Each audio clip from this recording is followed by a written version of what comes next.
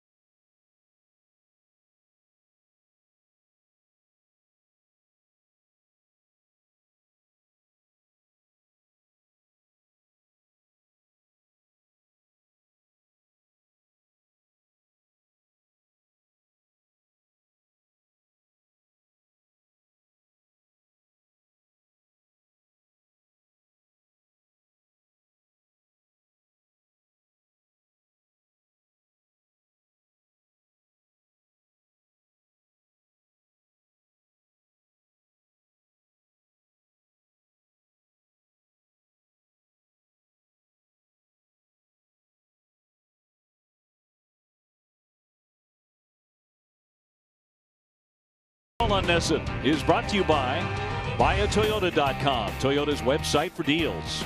By Dunkin' Donuts, America runs on Dunkin'. By Subaru Retailers of New England, supplying award-winning all-wheel drive vehicles throughout New England. By DraftKings, the official one-day fantasy baseball partner of your Boston Red Sox.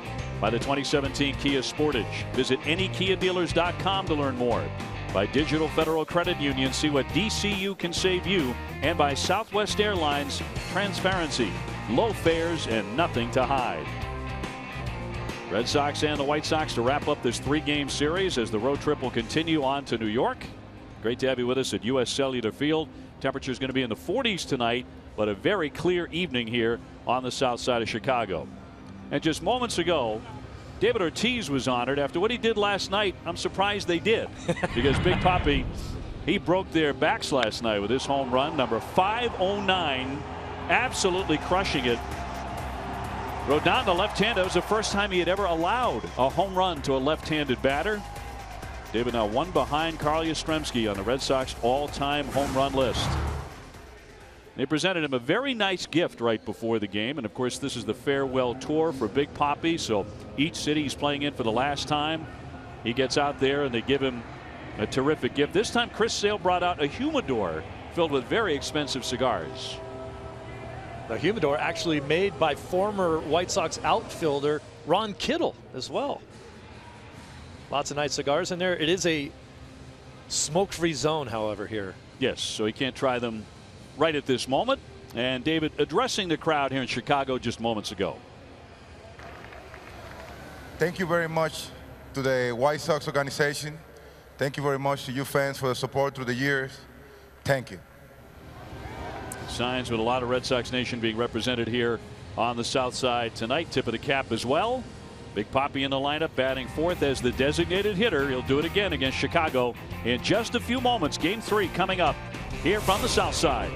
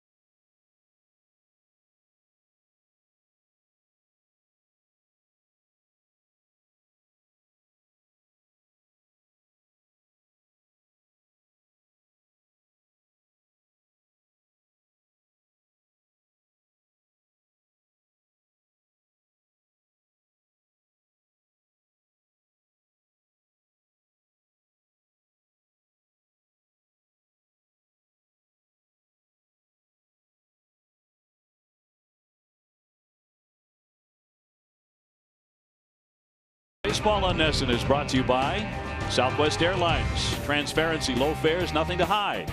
By BuyAToyota.com, Toyota's website for deals. By Sullivan Tire and Auto Service. And by your New England Audi dealers. Well, the White Sox have taken the field. They're in first place. Red Sox in first place. Everybody in Chicago is in first place tonight. Feels like a great day to be here. Yeah. A little bit of history here. Happy Cinco de Mayo to you as we get things underway. And a look at the Red Sox lineup brought to you by BuyAToyota.com, Toyota's website for deals. Mookie Betts will lead it off in right. Dustin Pedroia at second. Xander Bogaerts at short. Then David Ortiz, followed by Hanley Ramirez back in there at first. Travis Shaw at third. Brock Holton left with Ryan Hannigan catching. Jackie Bradley was a late decision to get back in there, but he's in center field and batting ninth. And the starting pitcher is the right-hander Eric Johnson, making his 2016 debut. The White Sox designating longtime starter John Danks for assignment Tuesday, so Johnson gets the first shot at filling that spot in the rotation. All right, checking into the White Sox defense now, brought to you by DraftKings. Around the infield, it's Frazier, Rollins, Laurie, and Abreu over there at first base. In the outfield, Melky, Austin, and Adam. Around left to right. And Sanchez making just his second start of the season behind the plate. And Eric Johnson, just recently called back up, gets the start on the mound. Tonight's umpire is brought to you by ToyotaCertified.com. That's Paul Emmel behind the plate. Jordan Baker at first, Mike Everett at second, Tim Timmons at third base. Where available, this telecast can be heard in Spanish by selecting the SAP button on your TV remote. SAP presented by ToyotaCertified.com. Search for your factory back Toyota certified used vehicle right now. It's good to know the factory has your back. And a look at the forecast tonight. It's going to be clear and a little chilly. Right now 55, not too bad. Bit of a breeze in from center, about 9 miles per hour. And ready to go is Johnson, a right-hander, delivers. And it's strike one to Mookie Betts. Mookie 1 for 5 last night. He's 1 for 9 in the series. Johnson's a quick worker, just like everybody else on this staff. They get it and throw it. I like that. Keeps things moving, that's for sure. Of course, if you're not throwing the ball very well, the other team will let you know about it too. The 0-2 bounced up there. Johnson called up from AAA Charlotte. They have other options should he falter here tonight, like the veteran Miguel Gonzalez. They might take a look at him. That is in there for strike 3. Caught him looking. Now, Mookie didn't like it, and it seemed to be a late called third strike call right there, but he got it anyway. It looked like Sanchez pulled it back. Yeah, there you go. You're talking about framing pitches and presenting pitches. Catches it, grab it back into the zone. That didn't have to be a strike, that's for darn sure. Here's Dustin Pedroia checking in at 310. And a high fly ball that's deep to left field. That one might go. Cabrera all the way to the wall. And it is into the bullpen and a home run. Dustin Pedroia with number 4. The Red Sox take a quick lead. He jumped all over that baby. You make a big mistake with Petey if you think he's just going to be a number 2 stepping up there and won't ambush you on that first pitch fastball. Throw it in there, he'll hit it. Oh, that is wheelhouse for Petey. That is a thing of beauty right there. Launch this ball into left. And the Sox in front just like that, 1-0. Here's the red hot Xander Bogaerts. Speedway is proud to be New England's first choice for value and convenience. And for every Red Sox homer this season, Speedway donates $500 to Boston Children's Hospital. Stop by a Speedway store near you and pick up your Speedway rewards card and earning points today, as that one is fouled back. Well, you talk about traits of good ball clubs. The Red Sox have now scored in the first inning in 10 of their last 15 games. Boy, that'll really get you off to a good start. Starter becomes your best friend. Xander hitting .321. Last night was his 5th 3-hit game of the season. So a 6-game hitting streak. And 11 for 24 on that. He's got on in 13 straight games, either by hit or by walk. He was just so locked in last night. As you take a look at the David Ortiz final appearance here. Cut on and missed, and down he goes. So Big Papi will bat with the bases empty, 2 down, 1-0 Red Sox. I think the home run he hit last night was in the air twice as long as the speech he just made to the fans here in Chicago. Yeah. He hits the ball a long way, but his acceptance speeches are short and sweet. Yes. And for fans here, their last chance to see him. This is the only trip the Red Sox will make to face the White Sox in Chicago. David, number 509 last night, tying him with Gary Sheffield for 25th all time. But he also pulled within 1 home run of tying Carl Yastrzemski for 2nd on the Red Sox home run list. Line shot into the corner. Eaton on the run, can't get it.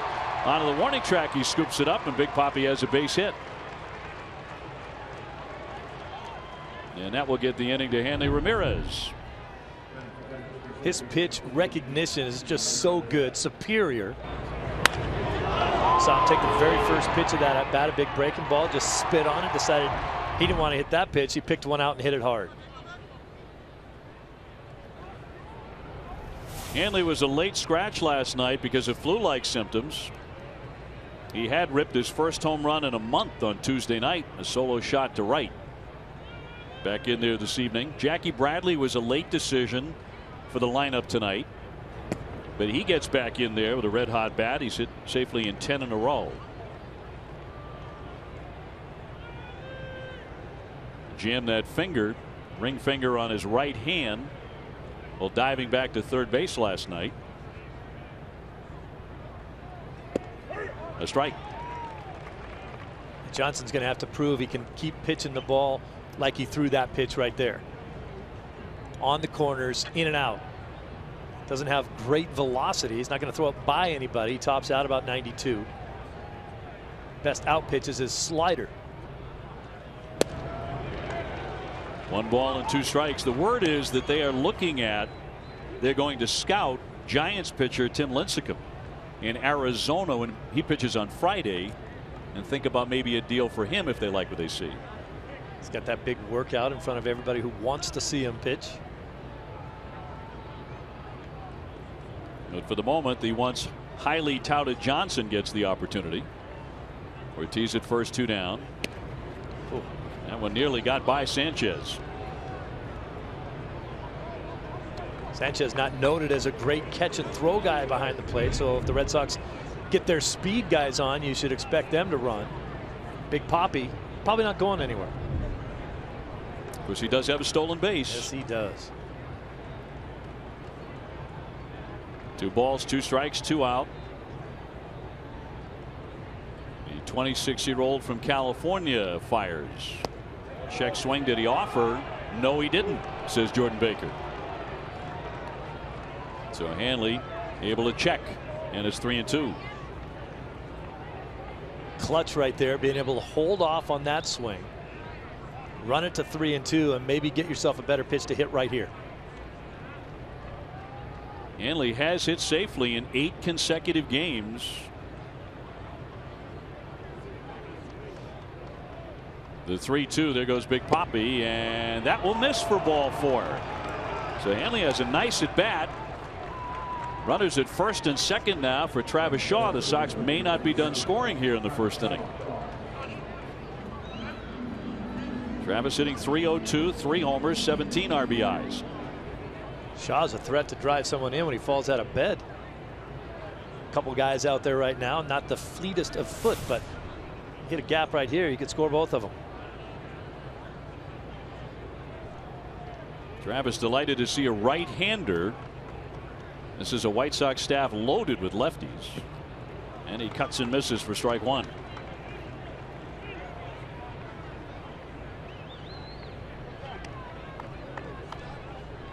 I would think Shaw's thought process right here in this at bat is that the White Sox would try to stay away from him. I'm not sure that they want to come in hard to a guy like Travis Shaw, who could put one into the right field seats and make it a 4-0 lead.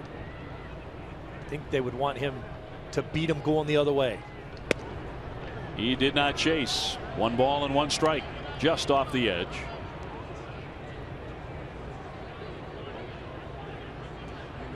Right now, Johnson's not getting any benefit of the doubt. He's been all around the zone, but they said that's one of his problems. Sometimes he doesn't want to throw strikes. The 1-1. That's a strike at 92. So he jumps ahead of Shaw. 1 ball and 2 strikes. Okay. Travis without a hit in the series. He is 0 for 6.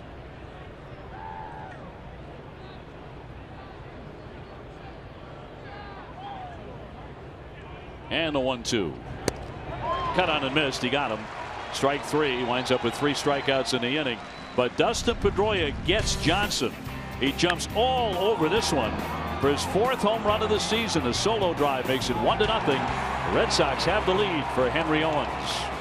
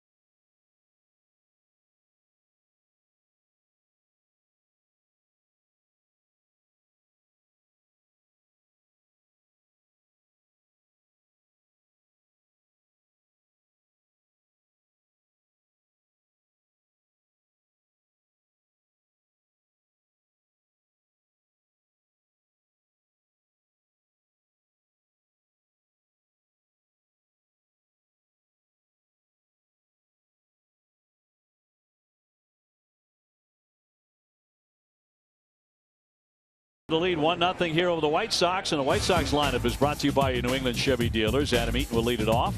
Then Jimmy Rollins and Jose Abreu. Todd Frazier has 7 home runs. Melky Cabrera behind him. Brett Lawrie is at second. Avisail Garcia is the DH with Hector Sanchez doing the catching, and Austin Jackson is in center field. Red Sox starting pitcher presented by your New England Audi dealers. That is Henry Owens. No wins or losses, a .482 ERA. Pretty good start his last time out.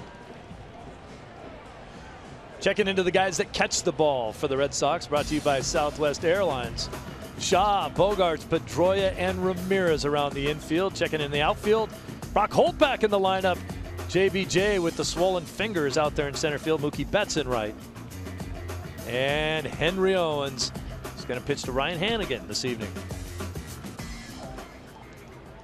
Eaton to lead it off, hitting .283. The Red Sox kept him off base last night. He was 0 for 4. He was on base 3 times Tuesday when the White Sox won, so he's a big key for them. White Sox coming in at 19-9. The looper poke foul. Shaw on the run but can't get to it. And even with their loss last night, they hold the best record in the American League, as do the Cubs in the National League. It's an exciting day for baseball in the city of Chicago. As mentioned in our open, first time in the history of baseball in any city that 4 first-place teams will play in the same city on the same night. It's pretty amazing when you think of some of the cities that great teams play out of. New York, San Francisco area, LA.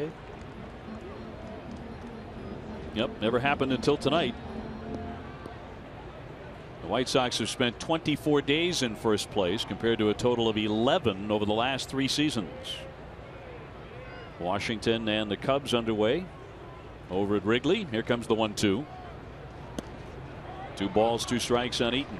You know, one of the other reasons why that's never happened is that it is rare to have the White Sox and the Cubs play home games on the same day. Usually if one team's at home, the other one is out of town. The Yankees and Orioles are playing right now. They're scoreless in the 5th inning. Big breaking ball hammered for a base hit. So Eaton's on. He waited on that pitch and slaps a single. Very observant right there. That's what I was looking at too. He just looked like he hesitated his swing, recognized breaking ball, slowed everything down. Watch, he now we know. Absolutely just stopped and then started again when he realized that it was going to be a breaking ball. Got it done. Hit it right in the 2-hole over there for a base hit.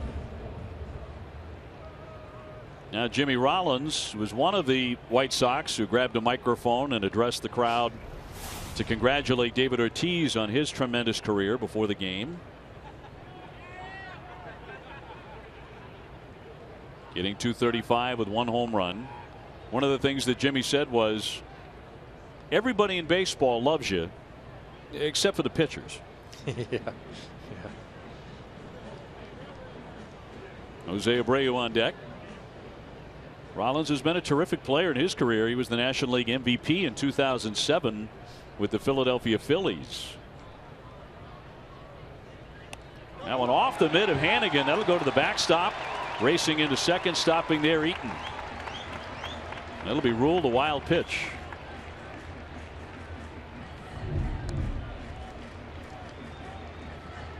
You see that ball just tail on Hanigan just a little bit. He can't get over there and get it. You got to think that this White Sox team will be aggressive on the base pass. You would have figured Eaton may have attempted a stolen base. Now he's already on second base. Takes you out of the double play.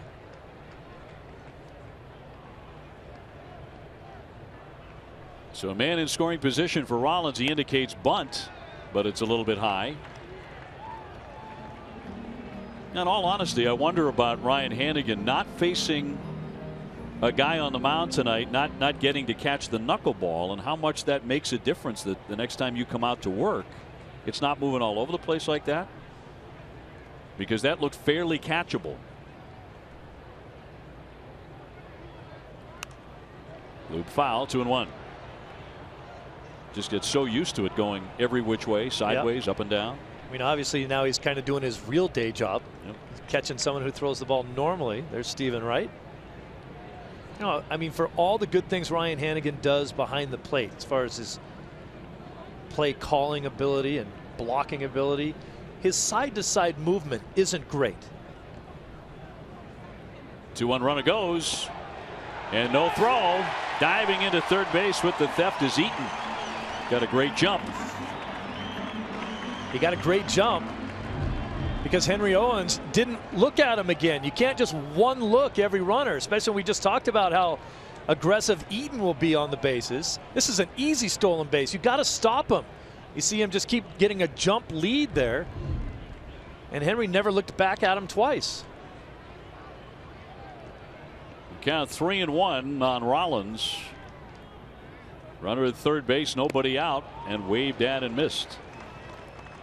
If you're a base stealer, a lot of times what you try to do is see if the pitcher will fall into a habit. Like he's going to one look me. Every time he comes to the set, he'll look at me and then pitch. And if you can get a little walking lead like Eaton did, if he doesn't stop you, you just keep going.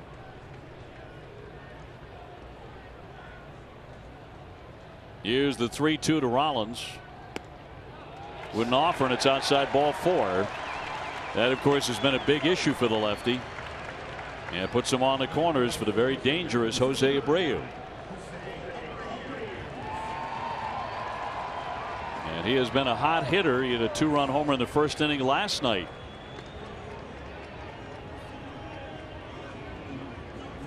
He's hitting .255 with 4 homers. He's driven in 19 runs. Red Sox will concede that run at third base if they can turn a double play.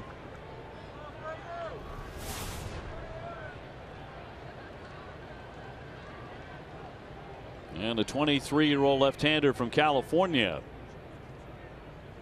Breaking ball, hammer to third, up with it Shaw. He'll gone to second, runner coming in to score, throw to first, and a double play. So that's exactly what happens as Eaton scores to tie the game on the twin killing. Eaton was not going right away. Watch him in your picture. Stops. Then Shaw turns the double play, and now Eaton's off to the races to score. He was not going when the ball was hit. He doesn't want to run into an out right there. You give Shaw the opportunity to throw him out at home instead of taking the twin killing. So tied up 1-1. Frazier will get in now, hitting just .206, but he does have the 7 home runs, and a curveball starts him for strike 1. The Red Sox pretty much kept him in check.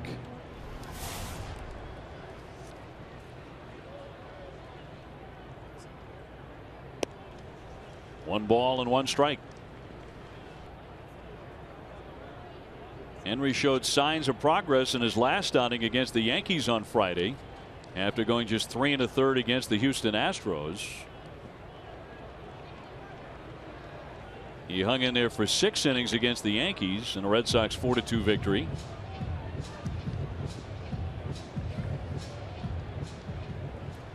He allowed a leadoff single to Eaton and eventually comes on in to score. Here's the 2-1. That dips down and in. You know the power numbers are always going to be there for Frazier. It's odd to see the numbers as low as they are right now. In a little bit of a tailspin, 1 for his last 18.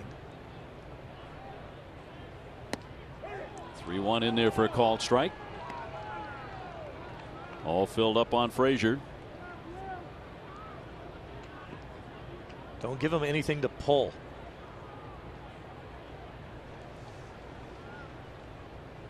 Yeah, that's exactly what he wants to do. The 3-2, and he walked him. So he's walked 2 here in the first inning. This continues to be an issue for the lefty. Yeah, I mean, so many 3-2 counts. You got to get early contact out of these guys. Make them swing the bat, especially early. Throw a strike.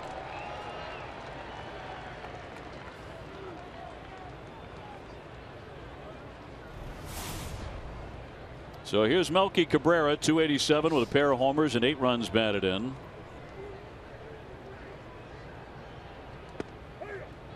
And another first pitch strike.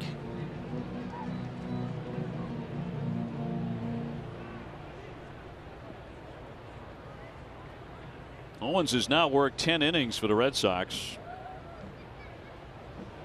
And he's walked 9 men. That one swung and fouled back. And Hannigan would like to pay a mound visit. Well, that just catches up with you. You just cannot walk that many hitters. We talked about it the other night about pitching. It's fine to throw a hitter the pitch he's looking for as long as you throw it in a different location than he's looking for.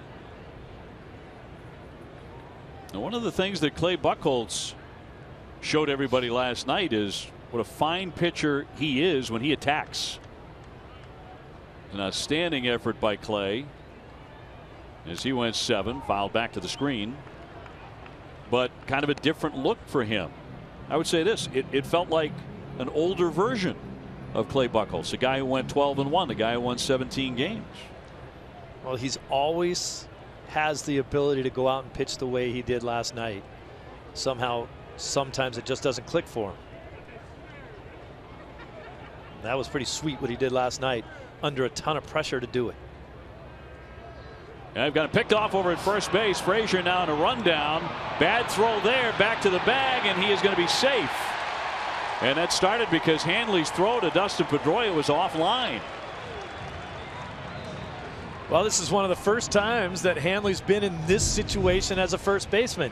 He may throw this ball too quickly. See, he's going to get rid of it and then makes a bad throw.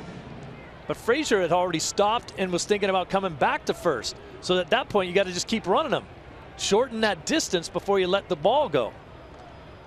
One of those learning experiences for Hanley that just don't come up very often. It's a brand new position for him. So the White Sox catch a break. Cabrera still up there. And the 0-2. Pop foul. Back out of play. Cabrera started the season very hot, hitting .344 in his first 18 games, but he has slumped since then, going 7 for 38.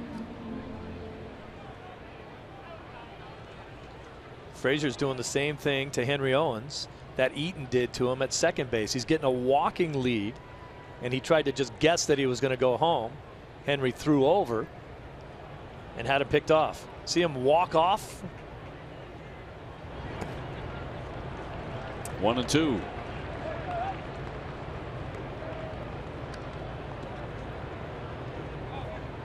This one tied up in the first inning, 1-1. Owens has walked 2 men, and he's uncorked a wild pitch. So a rocky start for the left-hander. Frazier will get a modest lead until he thinks Henry's about ready to throw the ball, and then he starts creeping off of there. Hard ground ball. Bogarts lays out for it. He has it to second. He got the out. He continues to play a tremendous defensive shortstop. He's not committed an error all season long. But Chicago ties it 1-1 after 1.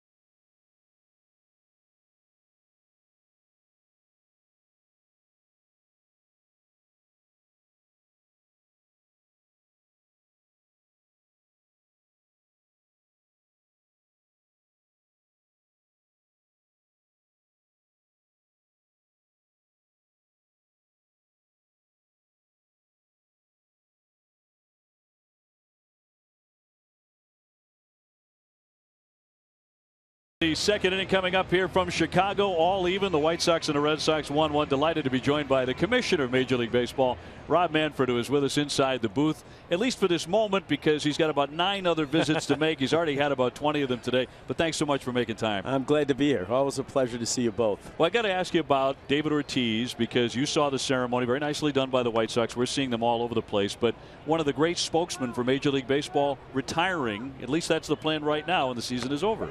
Well, you know, David actually came in to see me during the offseason and told me he was planning on retiring. I was really surprised. He'd been so effective last year and played great this year, but he's been a great ambassador for the game, really important to us, and obviously one of the great Red Sox of all time. Yep, and a tremendous ceremony here tonight. One of the things with baseball is as you watch one of the icons of the game leaving, you got to make sure that younger players, younger kids continue interest in the game. How do you do it? Well, I think the key for us is to be competitive in the market for youth participation. You know, kids have a ton of choices, a lot of sports. It's not like when I was a kid, springtime you played baseball, right? Because that's what you had. And we have made an effort to try to increase the competitiveness of our sport. You know, we're a really safe sport that teaches great values, and we've made some nice partnerships with groups like Little League, Cal Ripken Baseball, working hard to make sure the kids choose to play baseball. And when you say a safe sport, as Brock Holt hits that one up the middle for a base hit, do you feel like kids are going to start to move toward baseball at a younger age because parents are saying, look, football can be a dangerous game with the concussions and that sort of thing? Well, you know, we try to avoid saying anything negative about other sports. I will say this, you know, baseball is a very, very safe game, and I think the safety of our game does appeal to parents in terms of particularly younger kids.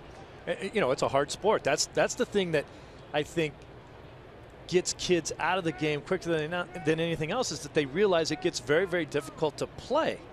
It is a hard sport, and I think that one of the challenges that we're working hard on is that transition at age 12.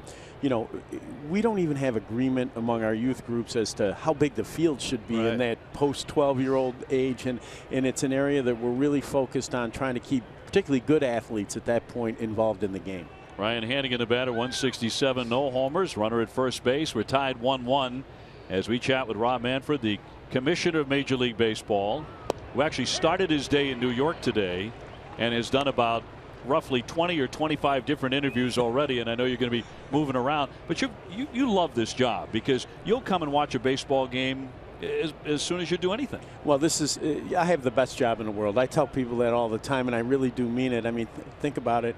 You have a long day, and it involves being in the ballpark for a long time. Well, you know, how much better than that does it get? I mean, it's just it is a great opportunity to work in a game that I really love. And one of the things we love about baseball is there's always the opportunity to see something you've never seen, and we're seeing it tonight, as Major League history has been made with 4 first-place teams in one city. It's unbelievable. You know, the Chicago clubs, both of them, have gotten off to just a great start. Tremendous interest in baseball in this town right now, and especially having the Red Sox in and an opportunity to really play against the best in each league. 0-2 pitch will miss just outside. I have been semi-outspoken and fairly critical at times about the replay system. I'm interested in finding out what you feel about as far as how well it's working and what tweaks are we looking at in the future. Well, I like the fundamentals of the system. I do think there was a demand from our fans that with respect to important plays, we get it right. But what are the challenges? To me, you don't want too much replay, and we constantly monitor how often we're going to replay. We've been going more this year than we have in the past. It's something that is of concern to us. The second thing that we watch really closely is the time that it takes to complete a replay. We've also crept up on that issue a little bit, so we're thinking about these issues already. There won't be a change this year, but it'll be something we'll look at again in the off season. The trick is to review the important plays, get it right, but don't do it too often or for too darn long. Yeah, right. Got that. The other thing about replay, and while we have you here, it's a golden chance to ask you some of these questions, so I hope you don't mind. One thing that I would love to see, it's been a bit of an old saw for me, is that one is ripped toward the alley. Cabrera's not going to get it. That's going to bounce up against the fence. Here comes Brock Holt. He's coming around to score. No throw to the plate, and the Red Sox have the lead back. on an RBI double from Ryan Hannigan. You can stay. You can stay for a little while with us.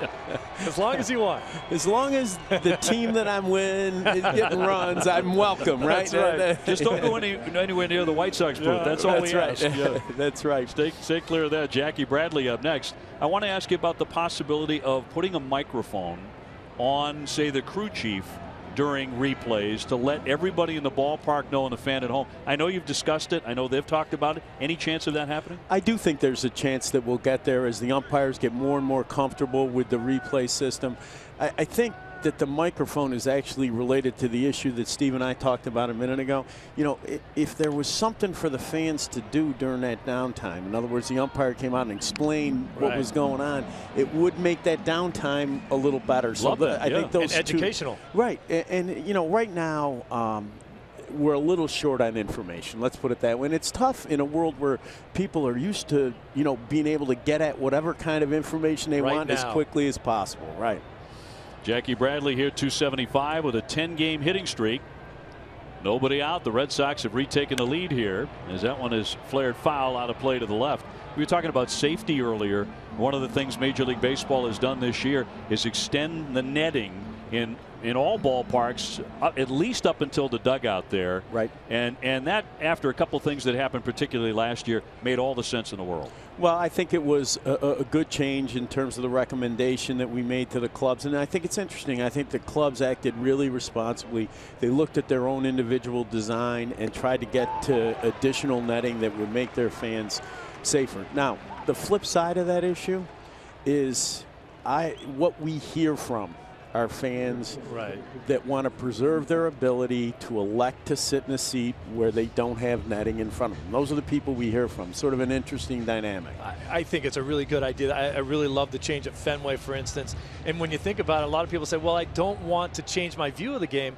But when you think about it, down through time, the best seats in the house have always had a net right in front of it. So it makes sense. I agree with you. I agree with you. And you know, fan safety has to be our paramount concern. Nobody wants to see somebody get hurt in the ballpark. Mookie Betts 0 for 1, struck out looking to start the game. Rob Manfred joining us inside the booth here tonight as the Red Sox have taken a 2-1 lead over the Chicago White Sox. Are you pleased with the way the season has rolled out to this point in the early days of May? Yes, I really am. I think that we have some really great storylines going on. We talked earlier about the two Chicago teams. Really interesting storylines. The only complaint we've had so far this year is the weather's been tough on us, particularly on the East Coast. Don't we Tell know us it, about it. Yeah. Been awful.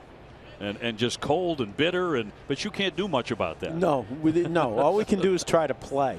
All we can do is try to play. There were some interesting facts that were brought up to me about that, like, because people complain, well, why are two dome teams playing together at the beginning, or why is Boston not opening up on the West Coast? But you also have the fact that West Coast team, when they sell out with the Red Sox, but they would maybe rather do that in the summertime. You know, so you have to keep everybody happy with the schedule. You can't just throw everybody out there on the West Coast because it affects their dates and their attendance too. That's exactly right. I mean, we have always balanced the number of home dates within any particular portion of the season, and it's economics. I mean, clubs generally draw better once the kids are out of school. Everybody knows that the weather's better, and the warm weather sites just don't want to have all front-loaded April dates.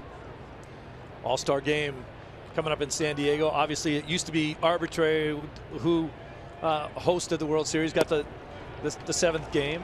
Now, obviously, we know that All-Star game determines that. I don't know if that's the perfect system, but have you heard any better ideas? Well, I mean, I think in terms of intellectual purity, you could come up with rules that, you know, either whichever league does better in interleague play, whatever team has the best overall record, those rules are appealing.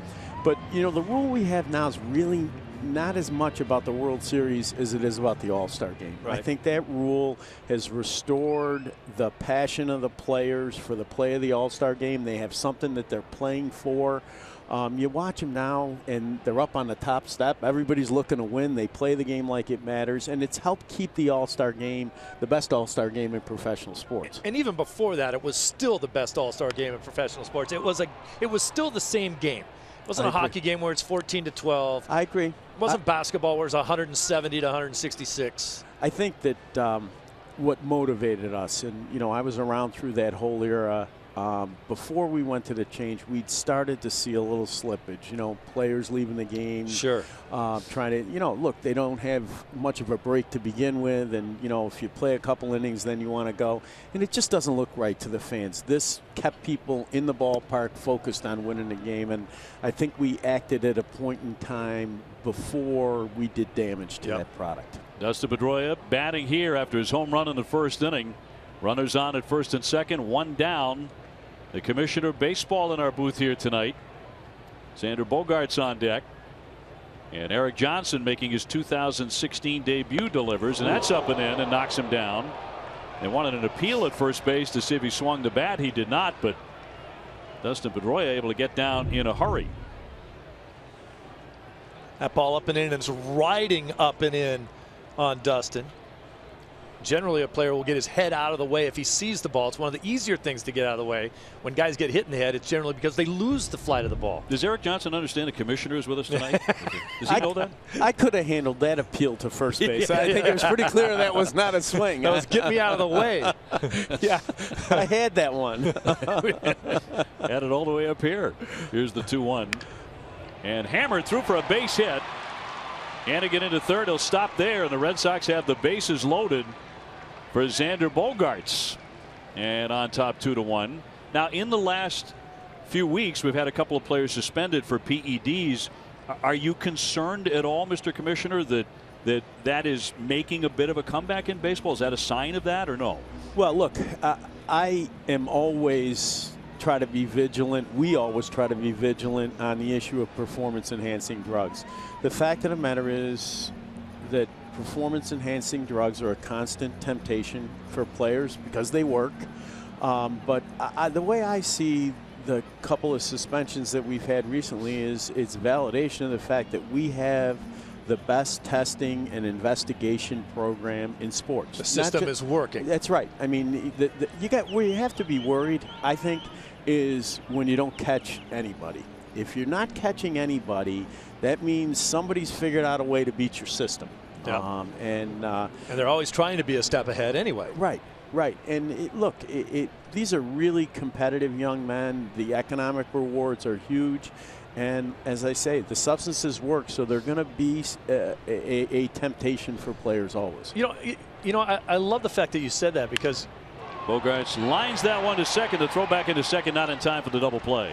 You don't often hear a person of your prominence and in the game talking about the temptation that provides to players. I mean, it's certainly, people certainly are against it. We know it's been a black eye for the game, but rarely do people talk about how strong that temptation could be for guys that play the game. It is a huge temptation. I think it's actually, you're hearing more and more players speak out on this issue, and I think that it is out of a realization that it is a temptation. And it's out of a recognition that if somebody is tempted and actually goes forward with that temptation, uses the drug, they're taking advantage of their teammates and the people they're playing against. They really are. Absolutely. And that's why you're seeing more and more players talk about the issue. Well, the bases are loaded for the Red Sox here as David Ortiz 1 for 1 in the game. Bats for the second time. The Red Sox have young Eric Johnson in trouble. There are 2 down. And it's down into the dirt to make it 1-1. A lot of times when you talk that issue and the people that get caught, it seems like it's the big names that are talked about. But I look at my own career as a guy that would have been someone that could have been tempted with that. A guy who needed a little bit more to stay in the big leagues. I needed to hit a few more home runs. I needed to hit 280 instead of 260. It would have been a great temptation for me. I was never presented with it, but I look in the mirror myself and say, I don't know that I would have had the moral fortitude to say no. Hard hit. Frazier digs it, and that will retire the side, so the Red Sox will settle for the 1 additional run, and they take a 2-1 lead. Mr. Commissioner, delight to have you. Thanks so much for joining us. Always a pleasure to see you both. Thank you. Rob Manfred bringing the Red Sox a little luck here tonight. A 2-1 lead over the Chicago White Sox here on the South Side.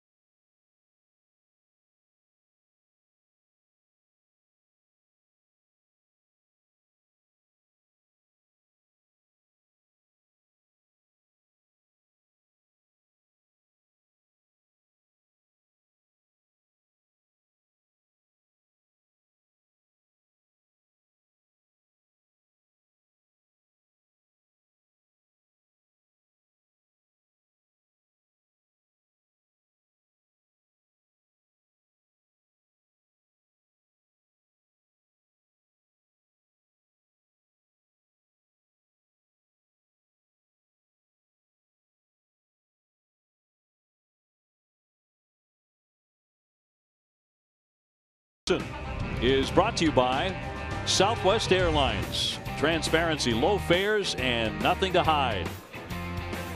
Again, our thanks to the Commissioner of Major League Baseball, Rob Manfred.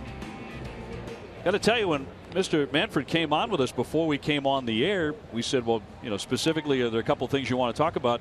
And he said, everything's on the table. Anything you want to discuss, let's talk about. He's always been like that.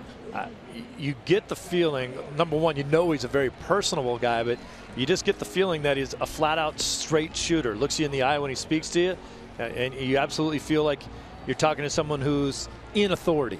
Right. Let's go down to Garen. Thanks, OB. I talked with pitching coach Carl Willis, and he thinks that Henry Owens' second start was much improved. Willis said that Owens' curveball looked good, and he's been working to improve his fastball command, and that's important because that allows him to utilize his changeup, and that's his go-to pitch. And guys, Willis said that you cannot question Owens' work ethic, that he's a tremendously hard worker, he works on the right things, and you'll see that pay off over the course of time. Well, Garen, of course, fellow left-hander Eduardo Rodriguez, maybe one rehab start from reclaiming his rotation spot. He'll be pitching on Sunday for the Paw Sox, and they've got him at 100 pitches, hopefully. And he's getting close. Here's Brett Lawrie. Red Sox on top 2-1 here in the second. See, I think that's a classic example right there of what Garen was just talking about. You have to be able to command that fastball so that you can get swings and misses with the other pitches that you want to throw. Primarily for Owens, his changeup. And he drops in a strike on Lawrie, who's a .281 hitter with 4 home runs. The Red Sox have walked him 4 times in 2 games here. Henry walked 2 men in the first inning.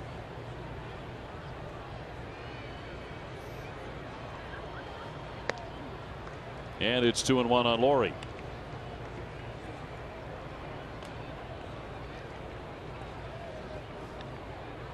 Garcia on deck, and then Sanchez. Red Sox already have 5 hits. They've had a chance to kind of bust it open early, but they've left 5 men on base.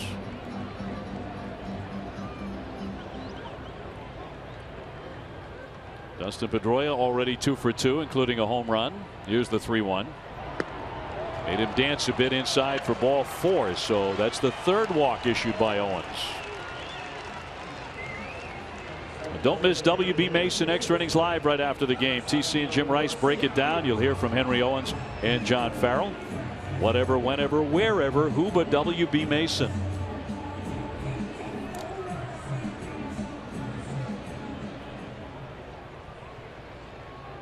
Red Sox starters have gone at least 6 innings in 9 consecutive games. But Owens is going to have to stay away from ball 4 to make that 10 in a row.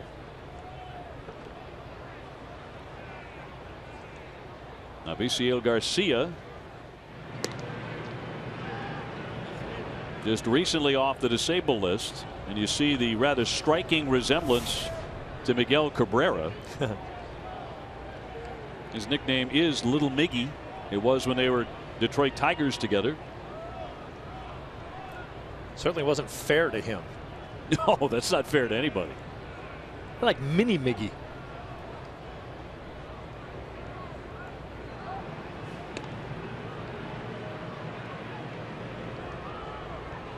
Yeah, it's not fair because that's probably the greatest hitter alive. Yep. Year in, year out. Lawrie looks like a vampire over there with his mouthpiece that he doesn't necessarily always keep in his mouth. He's certainly a threat to run over there. The advantage that Henry Owens has is that not too many people have seen his move. Of course, Eaton stole 3rd base off him in the 1st inning. And they would score the run to tie it. Red Sox are back out in front now with another run.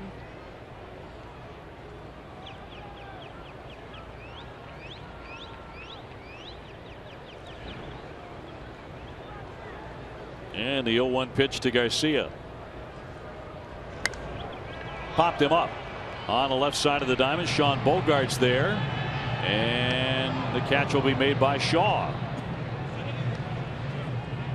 So that is out number 1. Just messed Garcia's timing up just enough to get him underneath that ball and pop it straight up. just out in front of it.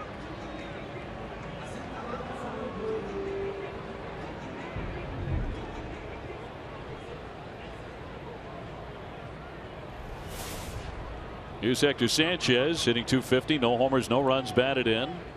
Doing the catching today. Red Sox trying to win this series in Chicago against the team with the best record in the American League.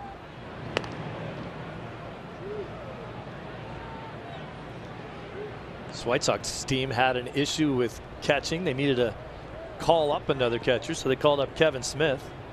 He's about ready to make his major league debut and injured his back during the stretching drills, with tons of friends and family coming to see his debut. Still on the DL. That's why Sanchez is here. Well, it's tough to get injured during stretching. Yeah, right before your major league debut as a player. Wow, what a downer.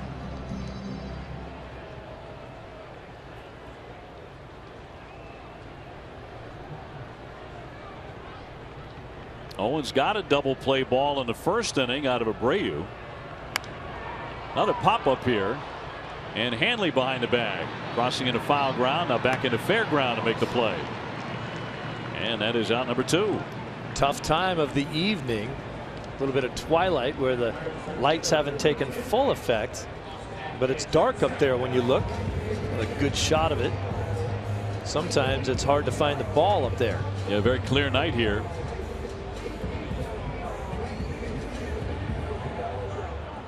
So here comes the number 9 hitter, Austin Jackson, hitting .216, no homers. He broke into the majors back in 2010, also with the Detroit Tigers. Broke in with a bang. He was named the Sporting News American League Rookie of the Year. He had 181 hits that year.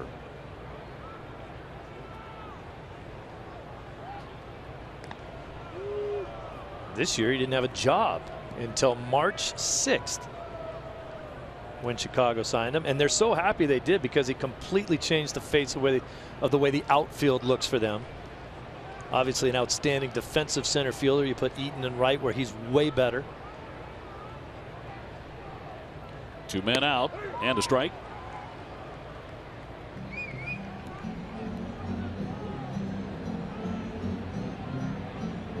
Since Detroit, Jackson was dealt to Seattle. He's also played for the Cubs and signed with this team as a free agent, as Steve said, pretty late. 0-1 pitch and a strike. 76 miles an hour on the off-speed delivery, and a count 0-2. See, you throw that first pitch fastball for a strike, it gives you so many opportunities to use your other weapons. Now you've got Jackson way in a hole.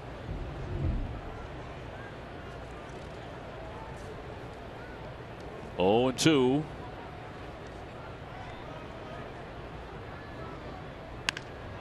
Line into left. Brock Holt is there. A sinking line drive, but he snags that. And that retires the side. So no harm done with the ball 4. And coming up, it'll be Hanley Ramirez, Travis Shaw, and Brock Holt.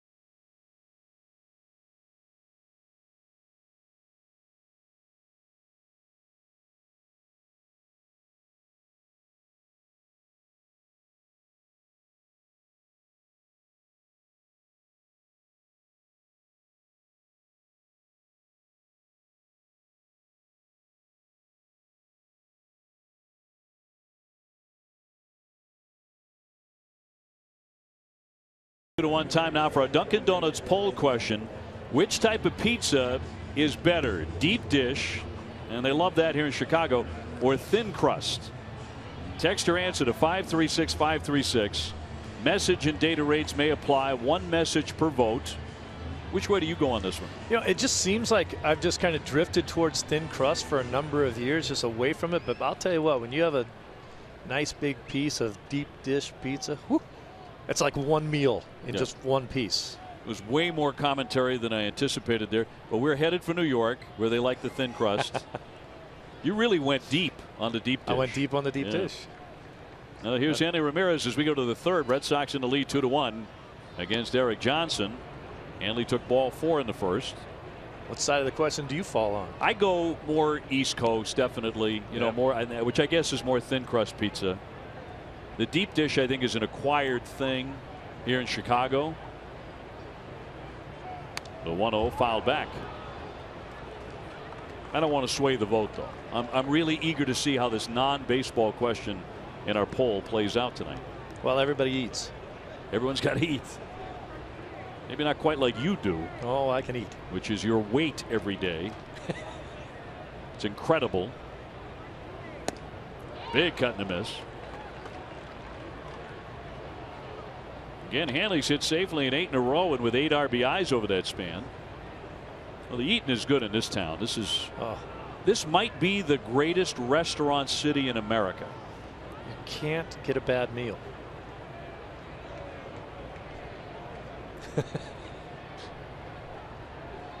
You should get a napkin, though. You don't need one with that outfit. How would anyone would just know? Slide off. It's a great food city. 1 and 2. Travis Shaw on deck, then Brock Holt. Hanley's been an excellent road hitter in particular. 381 on the road. That's the 5th best in the American League.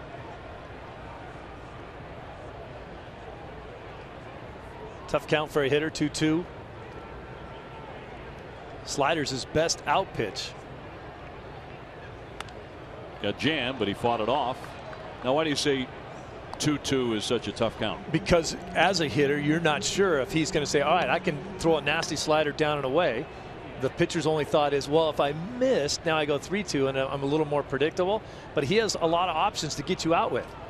And I think that this Chicago staff really believes that Hanley can't catch up with that good fastball in on his hands like he got right there. And that's why he threw the fastball instead. He buries that breaking ball. 3-2 the count.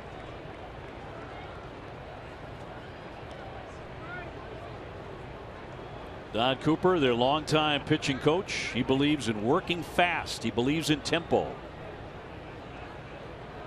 So do broadcasters. Here's the payoff pitch. Hammered foul. You see how Hanley, who has been going the other way with authority, but I think they feel like they can get a fastball past him, and he's been a little late on each one of those fastballs in on him. A little tougher to catch up with him.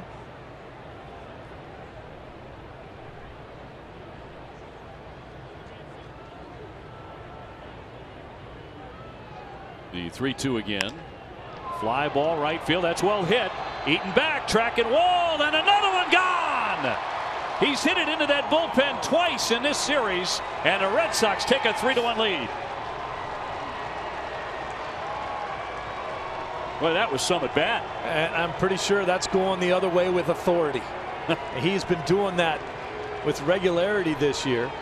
That's the problem with a guy who you think you can throw the fastball by. If you don't throw your best one and he hits it, it ends up like that. And totally undressed Eaton when he went up against the wall. He lost everything. And the hat came off, the glove came off. This was another shot. That's a thing of beauty right there. Hanley knows he hit it well. He knows he's got at least a double. And then Eaton's falling down out there. A bluff bunt by Travis Shaw. So the Sox in front 3-1. Hanley looks like he feels okay after the flu-like symptoms yesterday. Yeah. We have seen him hammer the ball the other way. And a closer look at Eaton as he goes into the fence. Stuff coming off him every which way. Glove and yikes. Fouled back out of play. That glove got flung all the way back almost past the warning track. It did. So Hanley all smiles. Tuesday night he ripped his first home run in a month, and he's added another one. Dustin Pedroia had one in the first inning.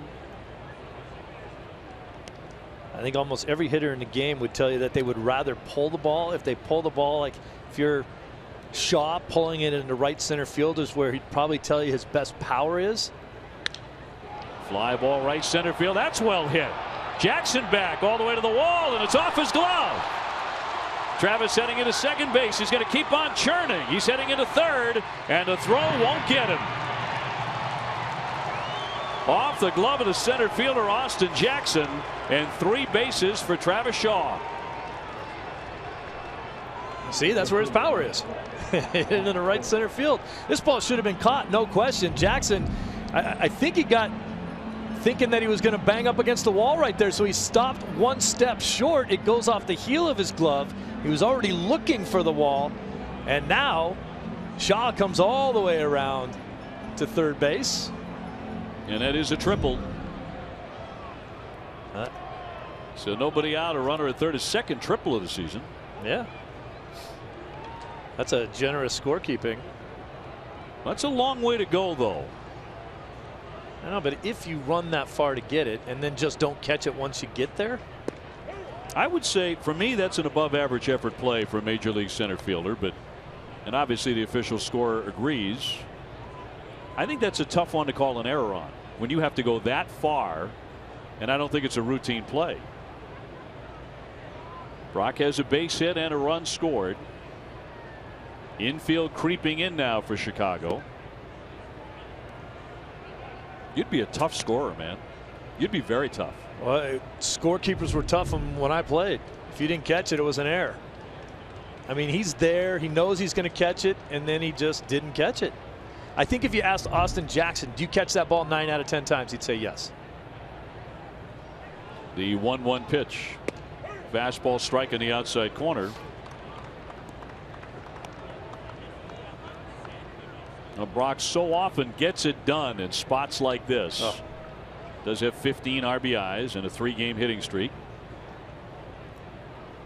He is fun to watch in these situations. Fouled back. I mean, think about this. Since the All-Star break last year, he is hitting with runners in scoring position .395. He just zeroes in. I mean, he gives you a good at-bat every time. And usually when you talk about guys like this that are driving in runs, you're usually talking about a 3, 4, 5 hitter. But I love to watch him hit when there are guys to drive in. He just locks in. Such a tough out. 1 ball and 2 strikes. Ryan Hannigan, who's ripped an RBI double, is on deck. Travis Shaw at third base. Nobody out. A run in on another Hanley Ramirez home run. Red Sox have out-hit Chicago already 7-1. So Chile is loving it.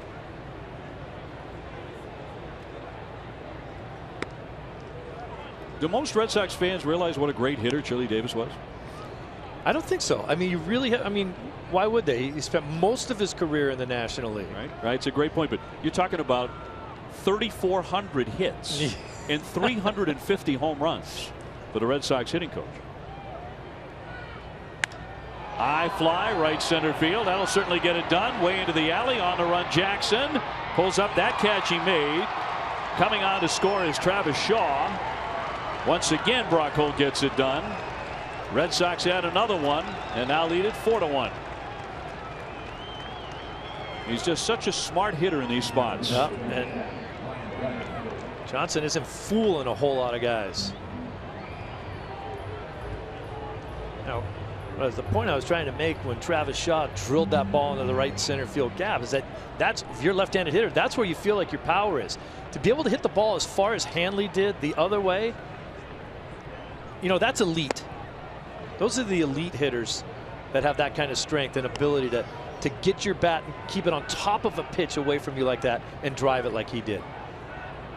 Ryan Hannigan with a double and an RBI tonight, drove in his second run. He pokes that one down the line, but sliced it foul. DraftKings is the official one-day fantasy baseball partner of the Boston Red Sox. Experience the thrill of playing on DraftKings right now. Play free daily using the promo code NESSON at DraftKings.com. Red Sox in front 4-1 in the third inning. Trying to make it a very happy flight to New York City.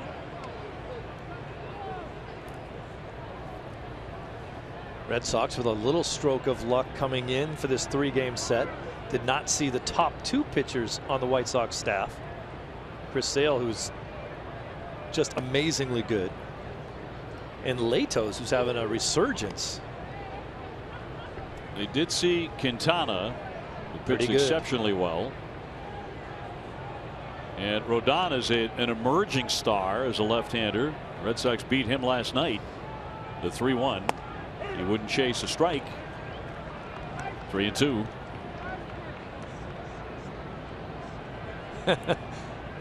Hanley's knocking the dirt off his cleats, but he's really saying, come on, that pitch was not a strike. Here comes the 3-2. High pop-up, twisting foul, and that'll go out of play.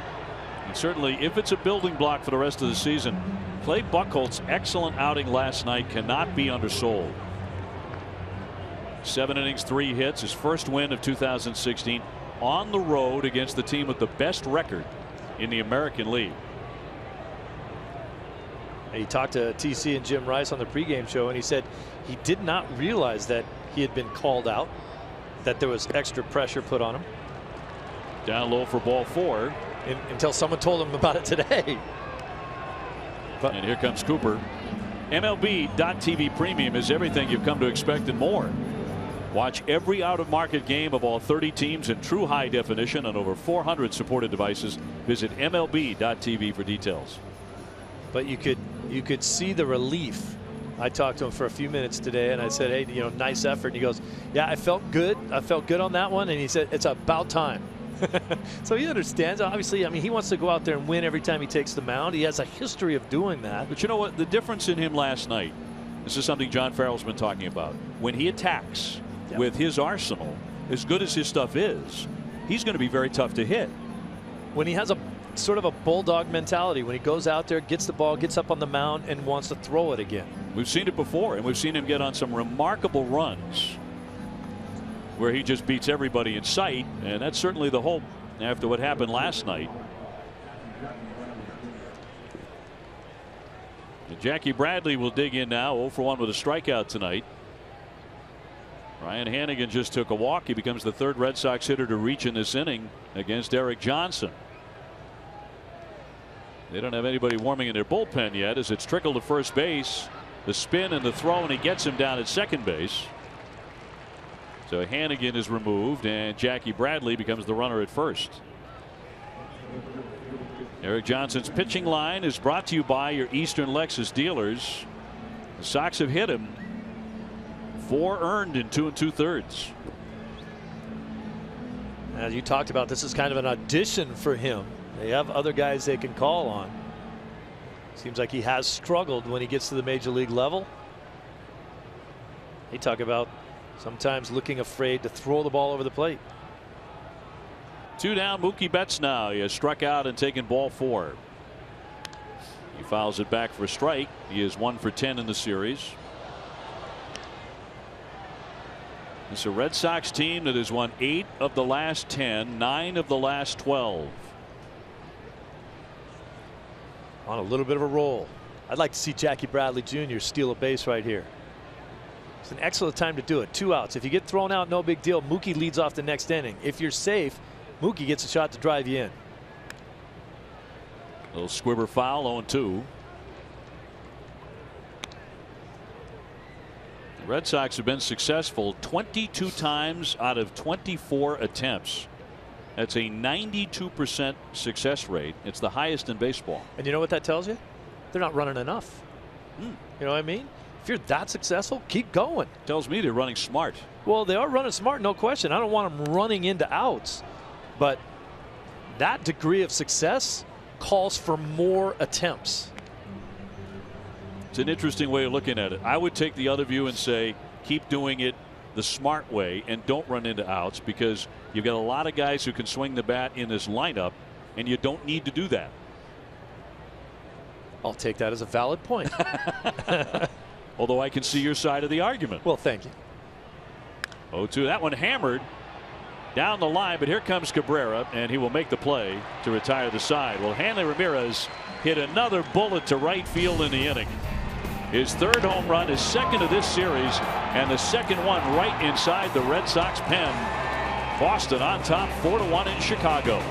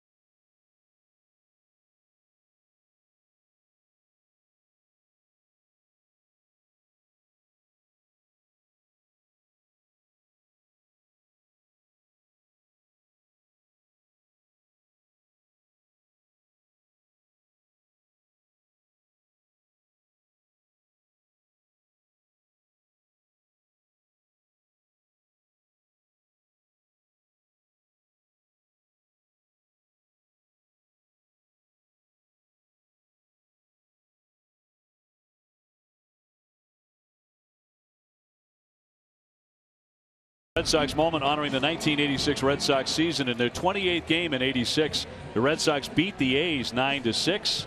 Steve, you reached base in 4 of your 5 plate appearances. You stole a base and scored twice. It was a nice rebound from last night, which was an 0 for 4. Oh, man, that's a nice day. Hey, I was talking about Chili Davis, what a great hitter he was. I gave him 1,000 more hits than he actually got. It was closer to 2,400. I said 3,400. Well, we were showing him on camera when you said that, and he didn't disagree with you. 350 home runs, though, in a 19-year career. He was a stud player. There's no question. And a marvelous hitter. Last half of the 3rd inning, Red Sox on top 4-1. Adam Eaton will lead it off. He singled in the 1st inning. And he scored their only run to this point. Shutdown innings. We talk about it all the time. This is where Henry's got to come out and attack the zone, pitch to contact, and get quick outs.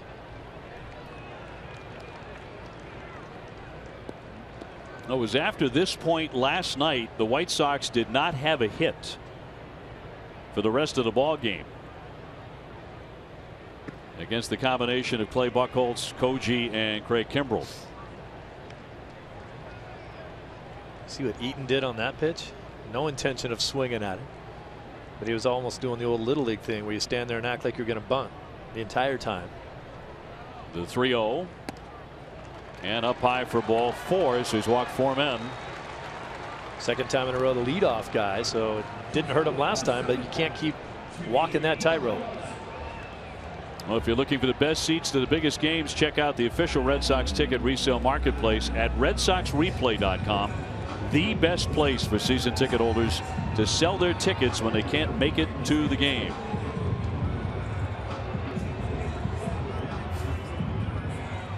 Jimmy Rollins took ball 4 in the 1st inning. So far, none of the walks have come in to score for Chicago.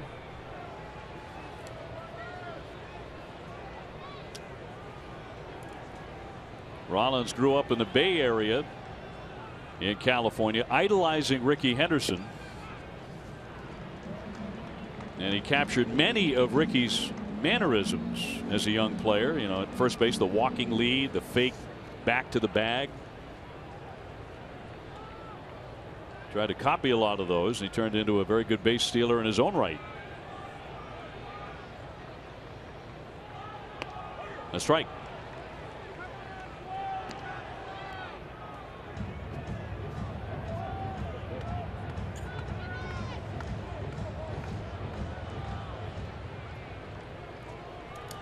Jose Abreu on deck here for the White Sox. Red Sox in front 4-1. The 1-1. You let that one go. People forget, you know, Rollins played most of his career in the National League. A lot of American League fans didn't get to see him all that much. He was a National League MVP in 2007. Now, you talk about emulating his favorite player, Rickey Henderson, and then becoming one of the elite players in baseball. About 5'8", 5'9". And the fastball missing up top. And another deep count here. 3 balls, 1 strike.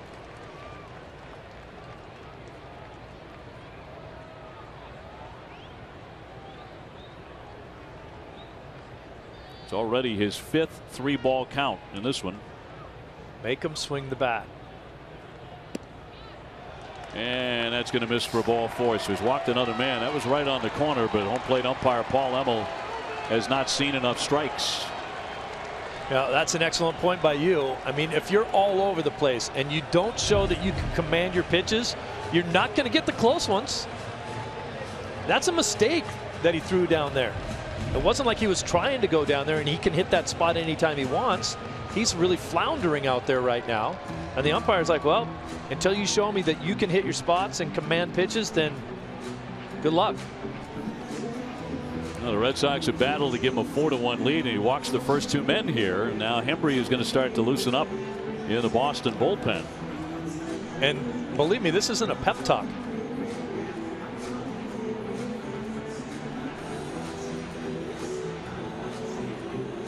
So he's walked 5 men tonight. First 2 men here in the 3rd inning in front of a big-time run producer in Jose Abreu. Hit into a double play in the 1st inning.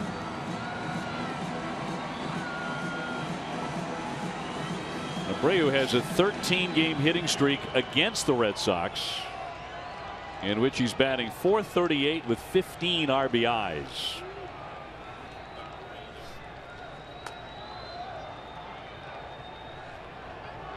And nobody out. Will Abreu swing at the first pitch?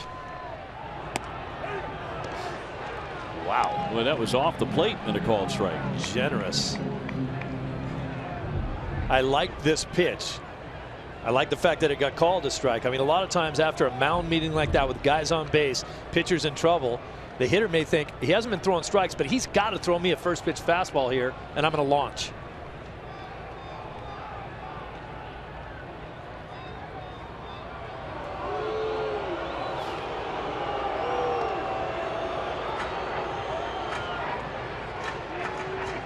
Again, the White Sox with only 1 hit against the lefty.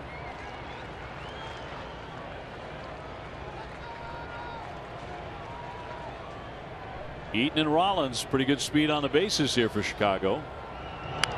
And it's blew foul to make it 0-2.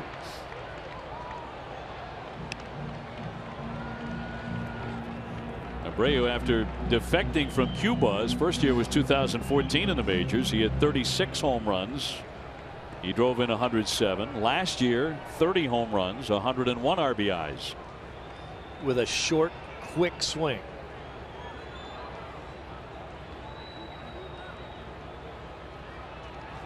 Look at the base runners, excellent speed. The score of the game right now, and with Abreu up there, I doubt Eaton goes anywhere. On the inside corner, and he got him looking. Well, he made a great pitch there to strike him out. Well, that little chewing out that Carl Willis gave him did him some good.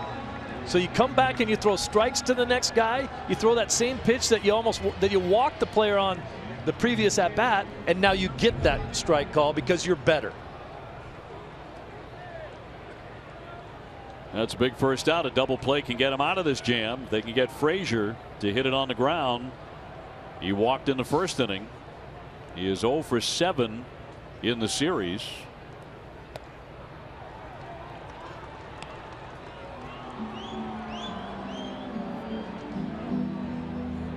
Red Sox have also struck him out 3 times.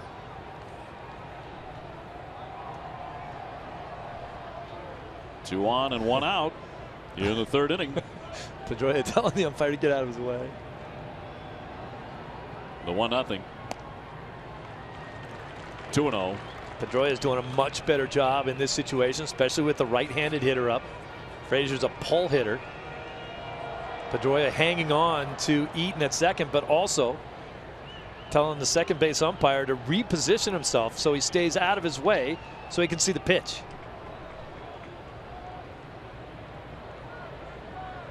Got a home run hitter at the plate. Here comes the 2-0.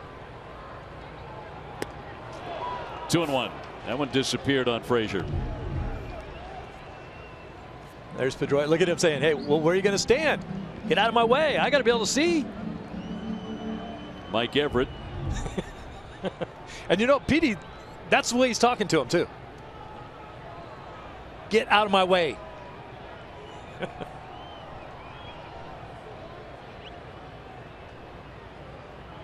Now looking to turn 2 here in a tight spot for Owens.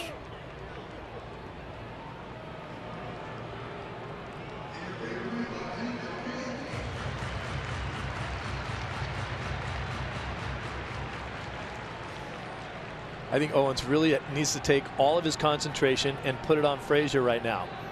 Petey's standing right on top of second base. Eaton can't get that big of a jump, and he's not going anywhere. Waved at and missed. Boy, was he off stride. It was 75 miles an hour, and a count 2-2. That's his best pitch. The changeup.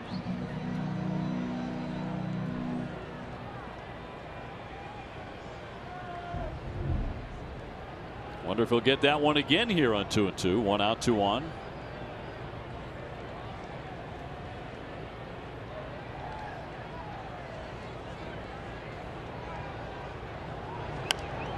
He spoiled that one, and he did indeed. Off speed at 74 miles an hour. Frazier, very strong vocal personality, and he's getting a lot of the credit for the White Sox turnaround from a 4th place team last year to a contender this year. Now Hannigan may have gotten crossed up on that last pitch. He was calling for something up. You don't generally throw a big breaking ball up in the zone. I think they were trying to go fastball up. Watch where Hannigan sets up. He wants the ball up. You're not throwing a curveball up there.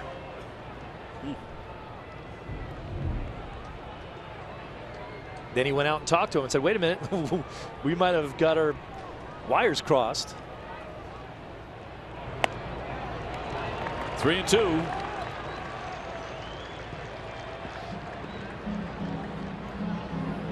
Melky Cabrera would be next.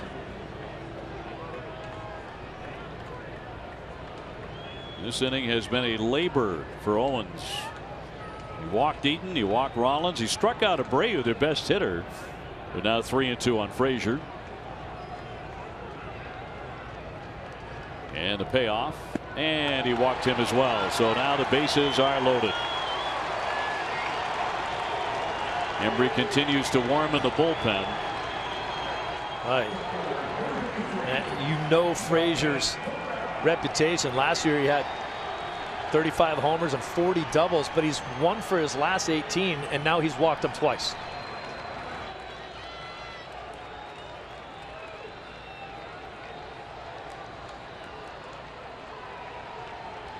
So that's 6 walks in 2 1/3 innings for Owens.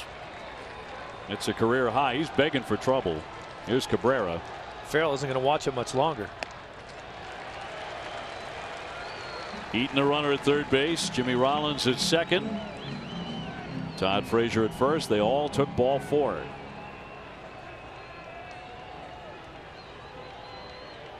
Cabrera does have 2 home runs. He's a guy who's hit the Red Sox quite well in his career. And he pops it up. Foul ground. Hanley backing up. Oh, he dives and he made the play. The runner will not tag as the throw comes home. He hung on to it for out number 2. Not without some drama. Hanley has handled that first base position very well everywhere we've gone, but there's no question this ball is blowing back onto the field of play much more than it does anywhere else because Hanley's not been able to handle it very well.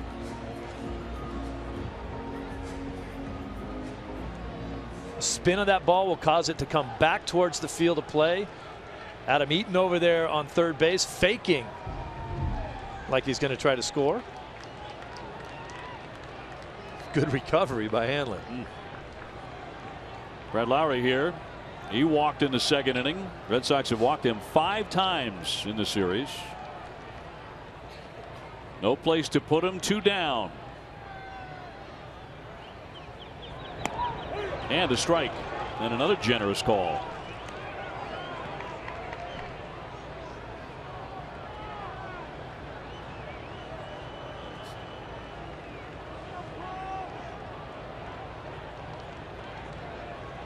A man at every base for Chicago with 2 down. Red Sox ahead 4-1. It has been a walk on the high wire here for Henry Owens. Ooh. 0-2. Challenged him right here with his fastball. Scary pitch. Lowry swing right through it. He has hit 4 home runs. Owens a strike away from getting out of a jam entirely of his own making. Here's the 0-2. Swung on and missed. He got him. He got out of it. I'm not exactly sure how, but he leaves him loaded and he strikes out the number 6 hitter. Still 4-1 Red Sox.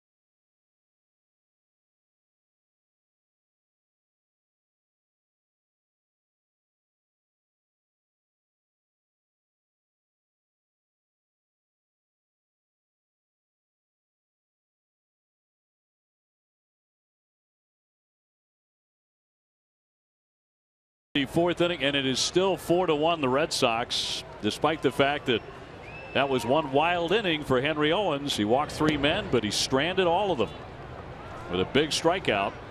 Is Dustin Pedroia, a home run and a single tonight.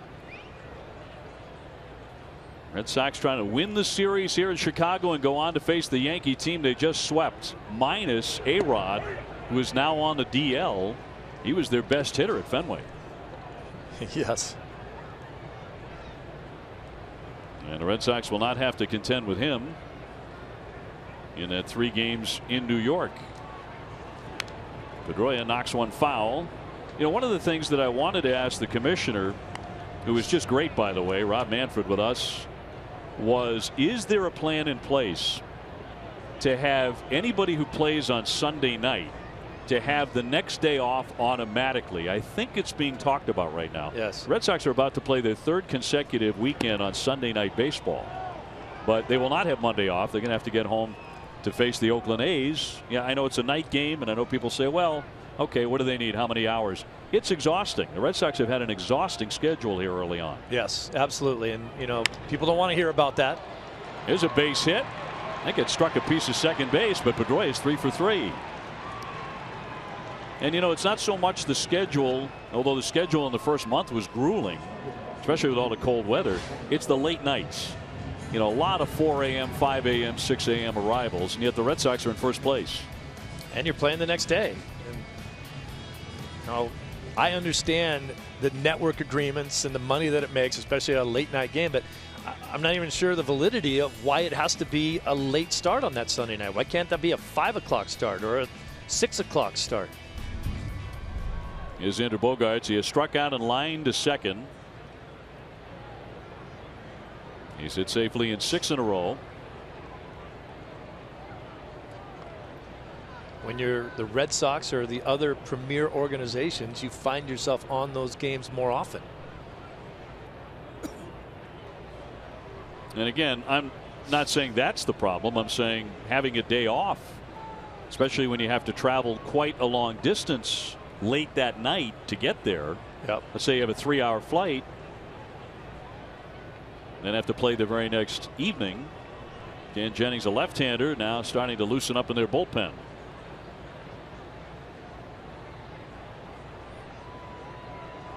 A couple of weeks ago, when the Red Sox were on Sunday Night Baseball in Houston and then traveled to Atlanta, it wasn't that long a flight, but they still got in at 6 in the morning.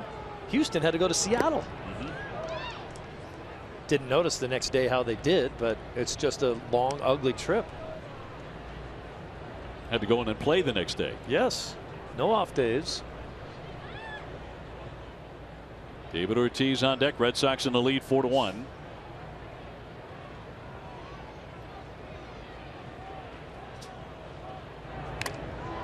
Ricochet foul that got a piece of the catcher Sanchez. Stay tuned for Red Sox Final, presented by Plainridge Park Casino. TC and Jim Rice will preview the Red Sox weekend series against the Yankees. This sets up so perfectly for Bogaerts right now, as you see Laurie, the only guy on the right side of the field that can really make a play on Bogey, and he loves to hit the ball that way. You know he's going to be trying to pull his hands in, go inside out, and go the other way. Xander has been tearing it up on the road, hitting .410 in his last 9 games on the road. Runner goes, and it's popped up. Pedroia has to get on back as Abreu will make the catch.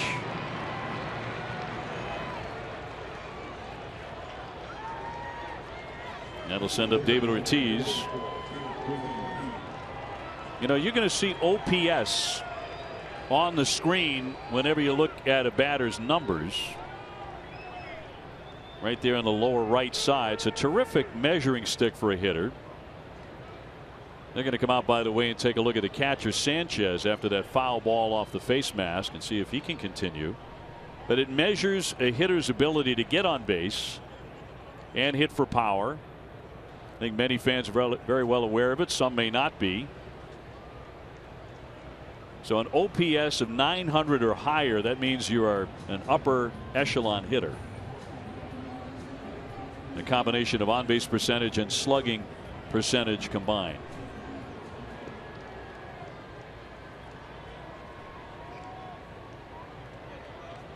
Well, Sanchez okay apparently. Easy for us to say, but right off the shot. crown of that helmet.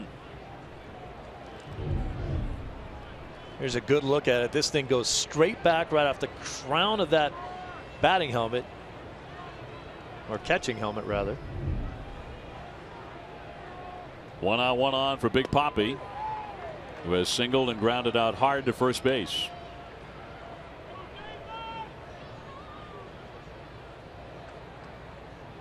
Last 10 games, David hitting .368, 3 homers, and 9 runs batted in.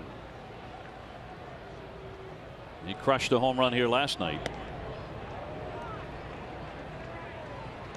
Of course, the shift is on for Ortiz. Do you even call it a shift for Ortiz anymore? That is the normal alignment. They don't ever play him normally anymore. That is the way you play the game against David Ortiz, and he's burned them so often going the other way this season. Ground ball into that shift. Laurie goes into second base. Back to first in time for the double play to retire the side. So it pays off there in the twin killing. Nothing doing for the Sox here, but Boston in front 4-1.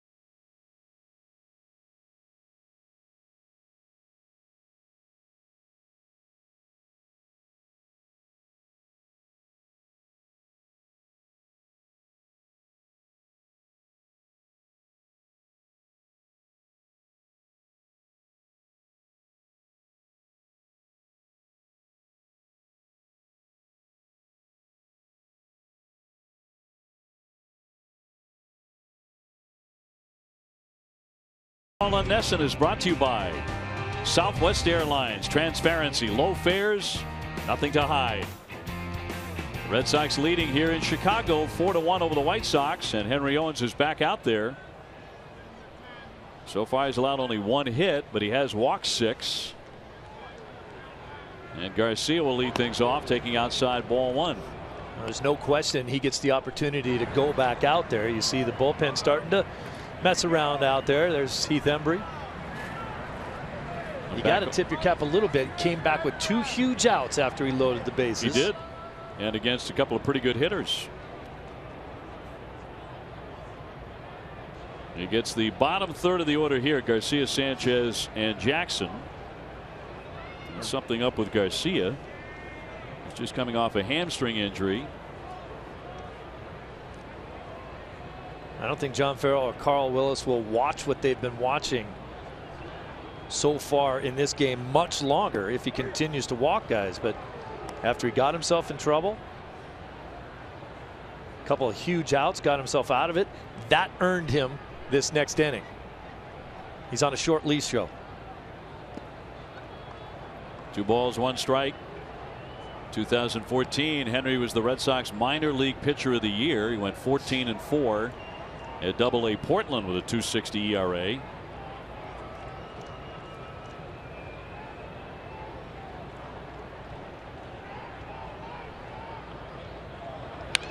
Rocketed into left. Holt backs up. It's over his head, and that one somehow got out of the ballpark. Just over the yellow line and gone to make it 4-2. So now the White Sox within 2 runs here in Chicago. That's his 4th home run of the season.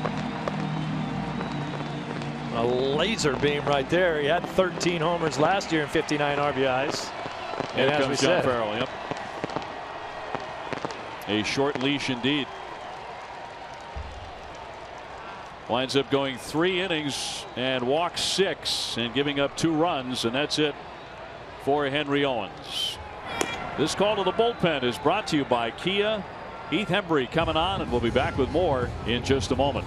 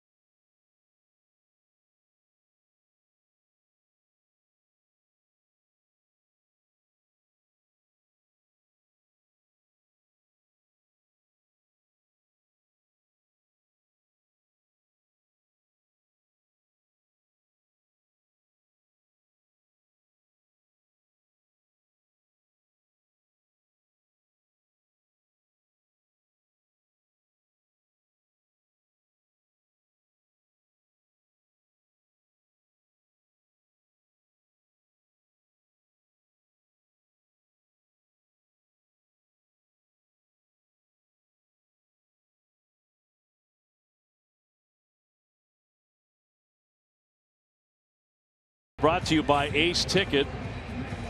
3+, just 2 hits. The last one just left the ballpark though, and 6 walks, which is a career high. He gives way to Heath Hembree here. I know Heath Hembree was up and throwing last inning when Owens was in trouble, so he didn't need that many pitches to be ready. And John Farrell wasn't going to see any more pitches out of Owens. Look at the 11 strikeouts in 9 innings for Heath. He's been very, very tough. And the Red Sox will need him for a lengthy stint here tonight. And that's the tough part about going to your bullpen early, and the Red Sox have had to do that a lot, but not so much lately. As we mentioned, the string of games where starters had gone into the 6th 9 straight times. That ends here tonight, and the pitch is outside for a ball on Sanchez. It was 0 for 1 with a pop up to first base. 4-2. The Red Sox in front. They have 8 hits to Chicago's 2.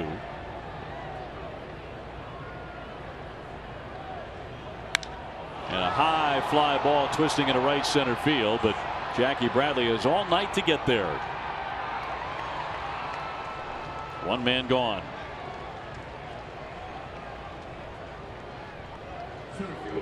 And Austin Jackson will be next. Red Sox pitching lined up for the Yankee series is Rick Porcello, 5-0 on Friday. David Price, 4-0 on Saturday. And Stephen Wright with a 1.67 ERA on Sunday. It'll be a fun series if the weather holds.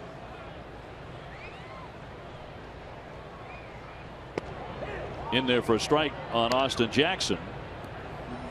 There's been a lot of talk about the velocity of David Price in his outings, you know, hovering around 92, but Carl Willis says that is very normal for him through the first month of a season, and then it begins to tick up.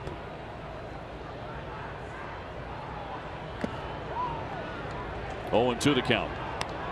So it's not something the Red Sox are at all concerned about. And he is 4-0. The high ERA is 6.14, but he's 4-0. We have not seen the best of him yet, but that's yet to come. You're going to get to see it for a lot of years. He looked pretty good in Atlanta. Oh yeah, those 14 strikeouts. And even that game started off a little ugly. Line drive base hit into right center field by Jackson. Yes, it did.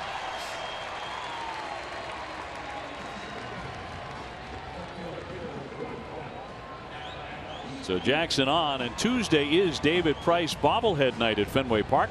First 15,000 fans Receive a David Price bobblehead courtesy of Nikon. And for tickets and more information, visit redsox.com/promos or call 877 Red Sox 9. Adam Eaton has singled and walked tonight.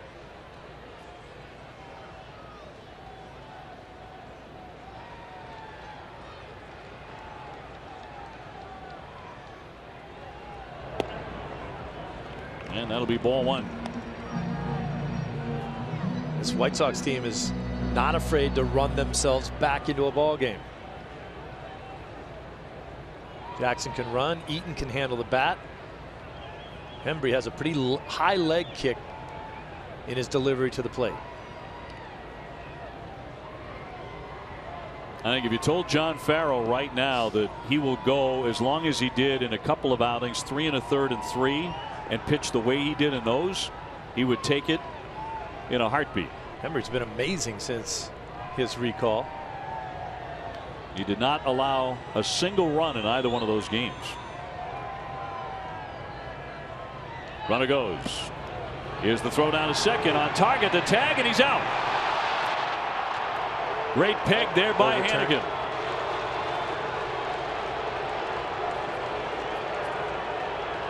Might see a challenge here. It was an awfully close play, and kind of the way the game's played these days. Anything close they want to take a look at. No indication yet. Hannigan, quick feet, great throw. Bogaerts, excellent job of getting the tag right down. Watch Bogaerts catch the ball and not even move it. Don't move your glove. And there will be no challenge. Now number 2, terrific throw. And a strike on the outside corner.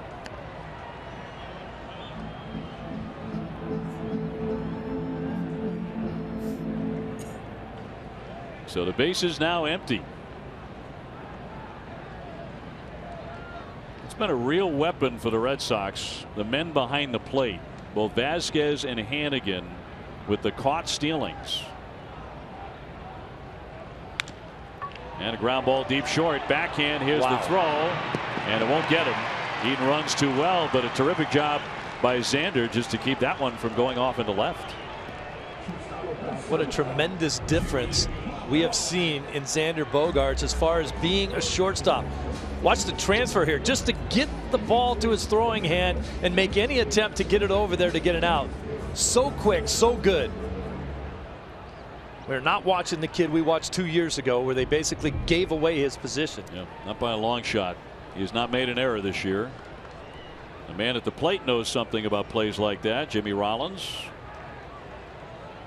who has walked twice. A run in on the Garcia home run. Red Sox ahead 4-2 here in the 4th. You mentioned Rollins, the winner of the most valuable player in the National League in 07. The next year he invested in a hyperbaric chamber to recharge his body. Sleep in. Yeah. My memory may be foggy on this, but didn't J.D. Drew do the same thing? Didn't he buy one of those? I think I remember hearing something about that as well. Yeah. And Rollins swore by it. If you think it works and you can afford it. He's still playing. 37 years old. Pretty spry. Maybe there was something to it. But J.D. Drew retired pretty young, which makes me a lousy spokesman for the hyperbaric chamber. I mean, just terrible. They're not going to be giving you one out to try. I'm not getting a free one.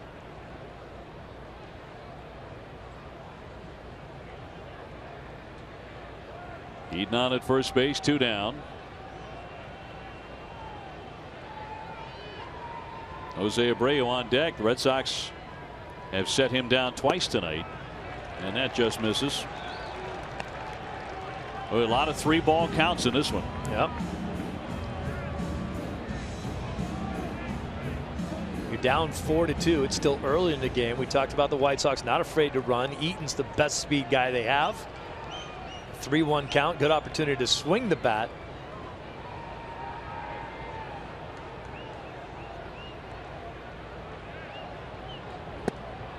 And he walks him.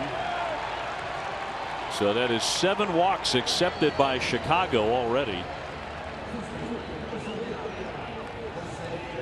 Well, have you downloaded the Red Sox season schedule into your favorite desktop?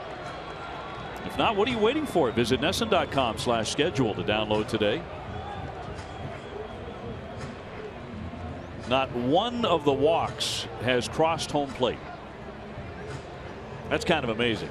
It's unbelievable, especially when you think of how many there have been, especially at the top of the White Sox lineup. Walks, a hit. So it's first and second for Abreu, who's hit into a double play and struck out looking. 2 down.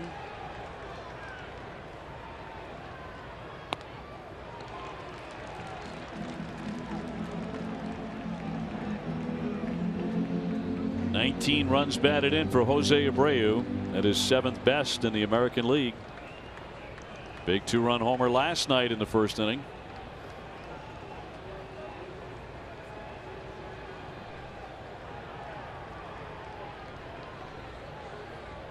And Hembree with a 1-0 pitch.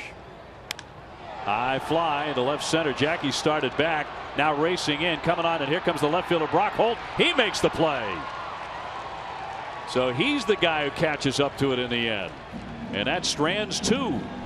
Luckily it was hit very, very high. It'll be Hanley and then Travis Shaw and then Brock Holt coming up for the Red Sox.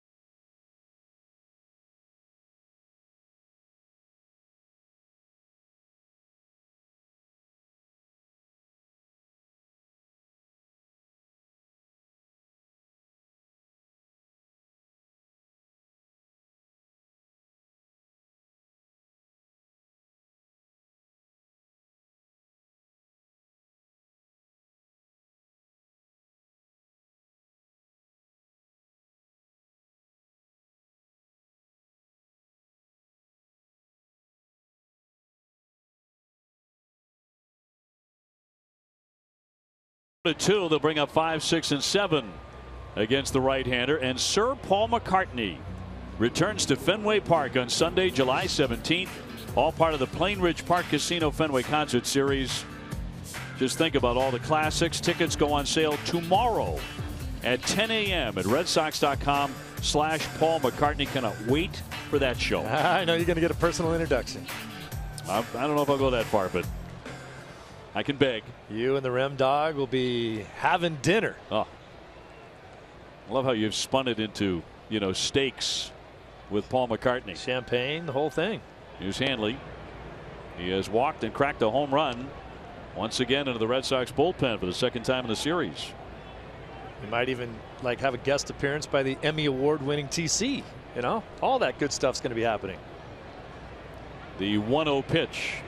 He's asking us to stop, by the way, about the Emmy thing, because he was nominated, but the awards have not been handed out yet.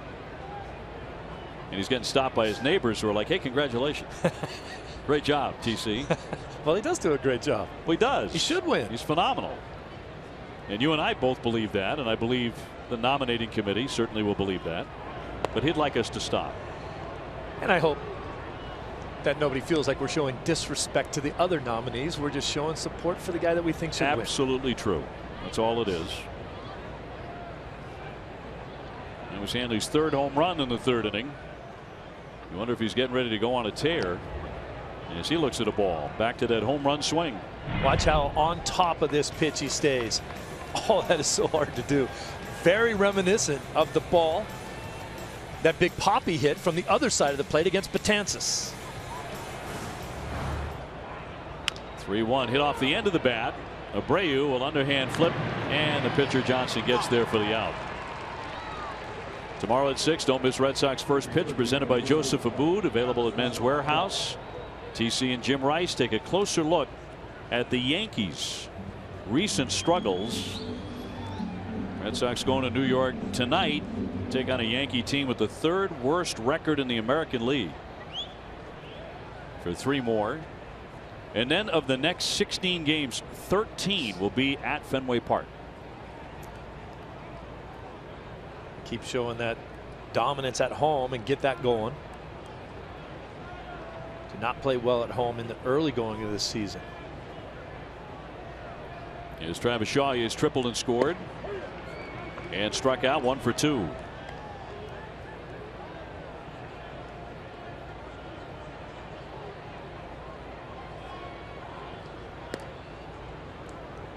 A ball and a strike on the Sox third baseman. Hey, a tip of the cap to Josh Rutledge, who was a late insert into last night's game to play third base as Travis went over to first base.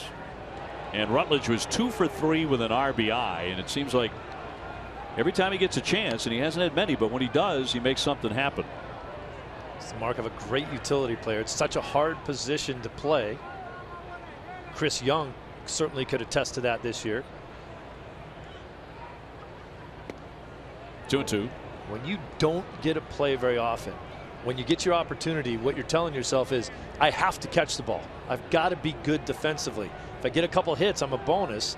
Nobody's expecting me to go out there and go 3 for 4 when I only play once a week. It's so difficult to do, but his contributions have been really, really good. Cut on a missed strike 3 on a high heater. 2 down for the Sox here in the 5th. Am I the only guy that thinks Josh Rutledge looks like Leonardo DiCaprio? I don't know. I know it's one of your favorite games, you know, the separated at birth thing, but you might be onto something there. Little Leo there. We've talked about Brock Holt and Matt Damon. Matt Damon, yeah. And that resemblance. He has singled. He's also driven in a run with a sacrifice tonight. Red Sox ahead 4-2. And looking to win this series 2 games to 1 against an outstanding White Sox team. Strike. White Sox are a team that choose not to shift when Brock Holt is up. I'm amazed at the teams that do. Brock Holt uses the field as well as any member of the Red Sox.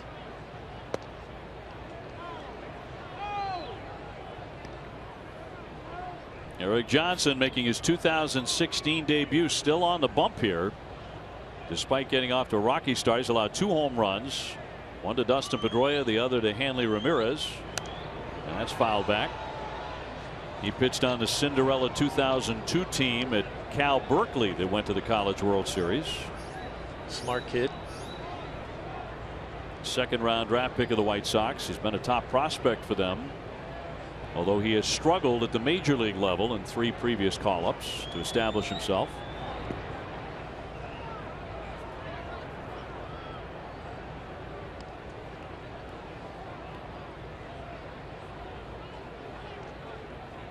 Nobody on base and 2 down.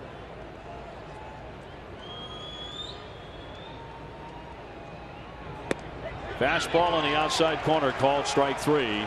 And the Red Sox go 1-2-3 here in the 5th inning. We are at the midway point, and the Sox have the lead 4-2 over Chicago.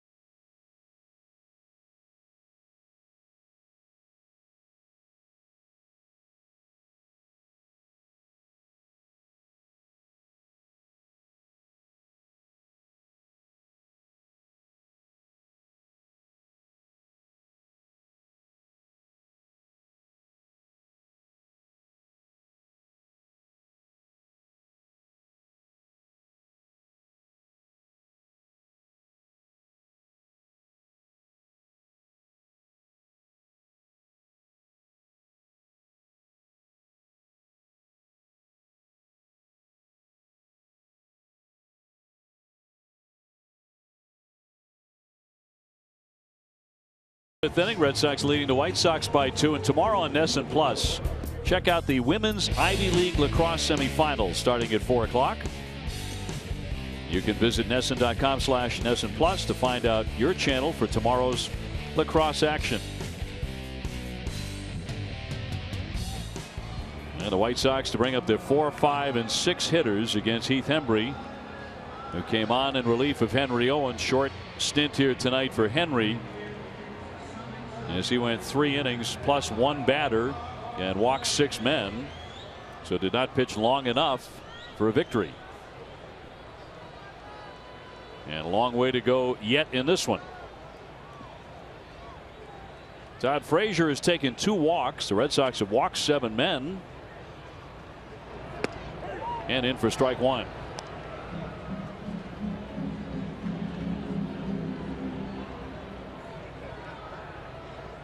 Frazier 0 for 7 in the series, so he has not hurt Boston. He can with one big swing of the bat.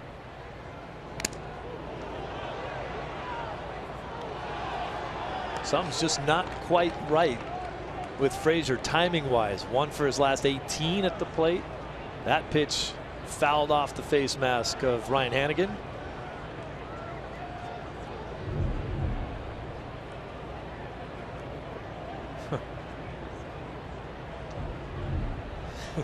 You wonder why they call it the tools of ignorance. 2 fouled back. Because you're just not real smart if you want to sit back there, man. Some of those guys, Hannigan's a guy, Vasquez, they love it. They love it sitting back there. There is no greater feeling of control than when you're a catcher, especially if your pitcher is hitting the spots. 0-2 on the way, and that just missed. And of course, quite a few of them go on to become very good managers. Yeah, that's Vasquez right there. I mean, it's really the only position where you feel like if you're doing your job, you feel like you're doing the other guy's job too. Where it's like you really feel the power of what the pitcher is able to do if he's throwing the ball well. High fly into right, but not deep. Mookie Betts there. 1 man is out in the 5th inning for Chicago. Ace Ticket is Boston's trusted source for Red Sox tickets with the best seats at the lowest prices, all with a 200% guarantee. Treat yourself or someone special by visiting aceticket.com or by calling 1-800-MY-SEATS. Best crowd of the series here tonight, and a number of them were here in their seats when David Ortiz was saluted by the White Sox. He was presented, given this is his last trip to Chicago, with a giant humidor filled with cigars. Very nice gesture. The pregame. And that's Chris Sale, their ace, bringing out the humidor. Red Sox logo on that. And Ron Kittle, the former outfielder of the White Sox, made the humidor for him. That's right. He's a very talented woodworker. He can make anything. And he makes these tremendous stools and chairs, baseball themed, you know, with bats. Yep. And balls, and you can do it with any team, for any team. Interesting, funny guy is Ron Kittle, and used to hit some monster moon shots at the old Comiskey Park. A strike to Cabrera, who's gone 0 for 2. Remember that ballpark? You could literally hit it up on the roof. Cabrera's been trouble against the Red Sox. .392 in his last 24 games, 20 RBIs, and 22 runs. And another strike at 93.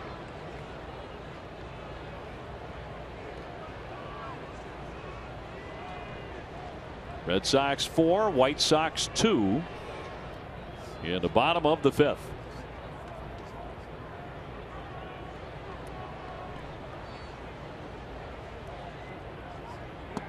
And that moves him back.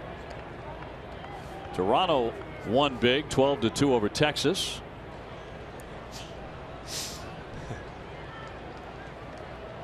Baltimore has grabbed a 1-0 lead over the Yankees in the 10th inning.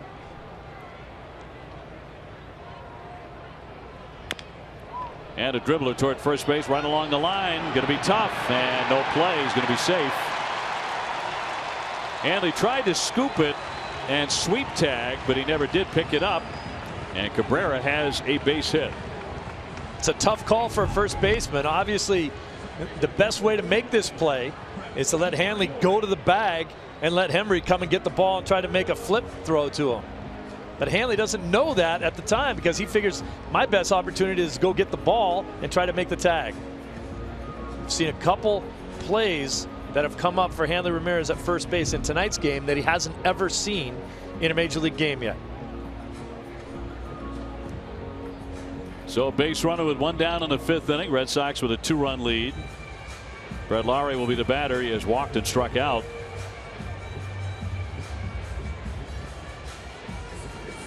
You know what's surprising on that play was how well Cabrera got down the line. He did. He hauled it there for a single. Sometimes when you see him run, he looks awkward, almost like it hurts. But not that time. He got down there.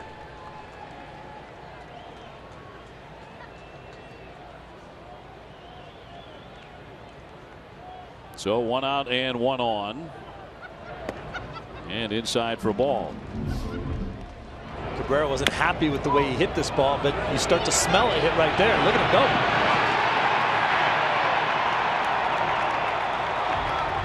go. Did a good job of trying to avoid the tag that was never actually a tag without going out of the baseline.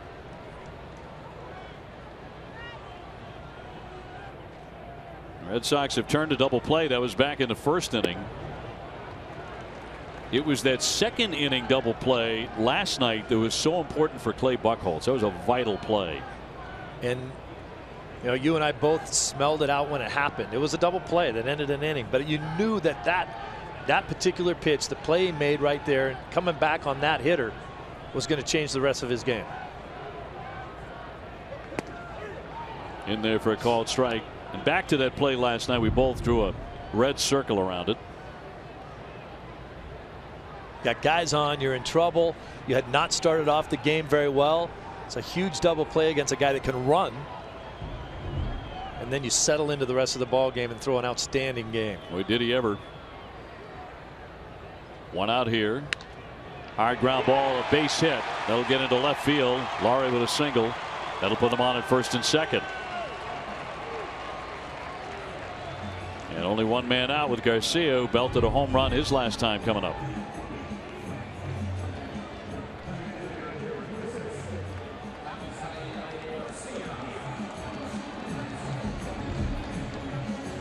Garcia has also popped out to third base, so he's 1 for 2. Red Sox had a 4-1 lead. It's now 4-2 since Garcia's home run. He has a chance to do some more damage here. And if you're Hembree, you kind of just keep doing what you're doing. You're trying to get ground balls. If you're a ground ball pitcher, balls get through the infield. You're going to give up some hits. Keep throwing the ground balls. Eventually, you're going to go and hit one of your infielders, and in this case, you can get a double play out of it. Ball 1. Owen still inside the dugout after a short outing.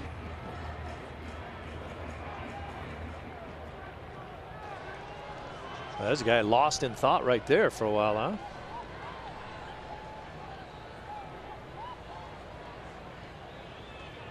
Hembree with a 1-0 pitch. Line up the middle and almost got the pitcher into third base. Cabrera, they'll stop him as Jackie comes firing, and it's cut off. And now the bases are loaded for Chicago. That was a bullet. That almost grabbed Heath Hembree on the way. You don't challenge JBJ's arm. That ball was smoked up the middle. You see Cabrera rounding third. See how when he was rounding third, now it looks like it hurts him again. Remember, he doesn't run nice there. Bradley's got such a great arm. You don't want to challenge him. And Carl Willis with a mound visit. And trouble brewing here with Hector Sanchez about to swing. And the bases are loaded. They were loaded in the third inning for the White Sox as well, in a very different manner on 3 walks by Owens. But He buckled down and got Cabrera to pop up and Lowry to strike out, and he got out of that and left him loaded.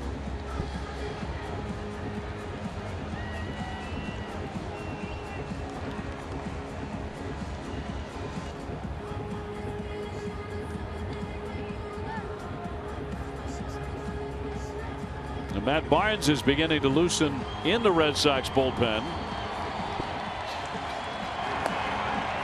Embry came on in the 4th. And now he is facing a severe test with Sanchez, who has popped up and flied to center.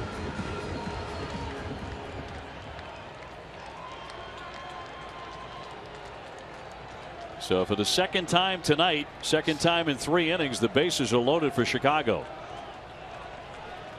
Sanchez started the night a .250 hitter, no home runs.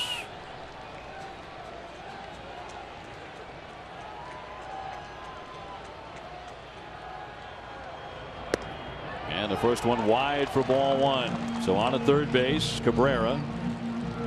Brett Lowry the runner at second, and Garcia at first.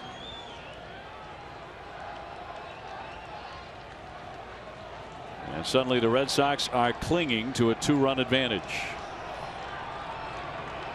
Surprising that Robin Ventura right now staying with Sanchez behind the plate in this at bat instead of possibly pinch hitting. Called strike. 1-1. It's been a big plate. Yes. Courtesy of Paul Emmel. I like umpires like that. Makes the hitters more aggressive if you know the guy's going to be calling strikes. Sanchez has been a good hitter with the bases loaded in his career. Here comes the 1-1. Off the outside.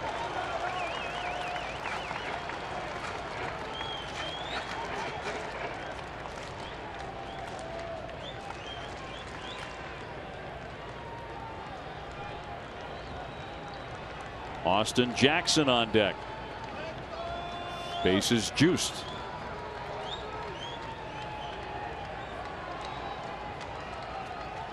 The 2-1. Slice foul out of play. So he came back at 94 and got Sanchez to commit. Good aggressive pitch right there.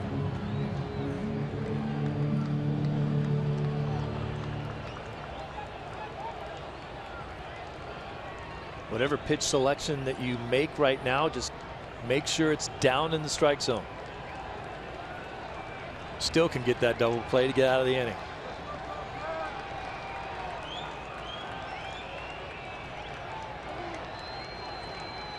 And now Sanchez gets time here from Paul Emmel. A little bit of irony there on the base hit by Garcia up the middle. And the great arm by JBJ. They'd elect not to try to score on him. The guy who hit the ball, Garcia, led the American League last year with 17 outfield assists. So a lot of guys tried to score on him and threw him out. Here's the 2-2. Spoiled by Sanchez. It's a battle of 2 first-place teams.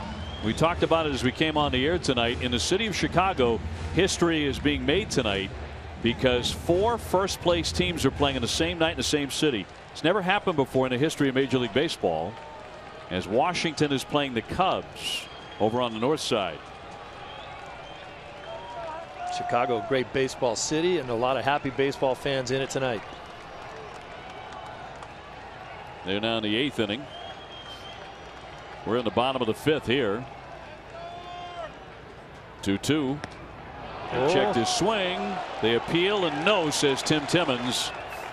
So the count is full.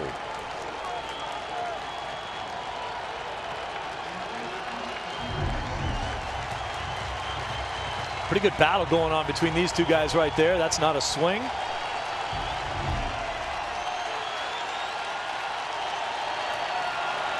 Well, this is the loudest they've been tonight. 3-2, bases loaded, 1 out. Fouled away.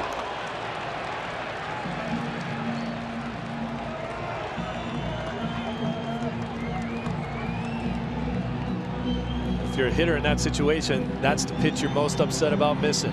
You figured you're going to get a fastball. You were looking for the fastball, and you fouled it off.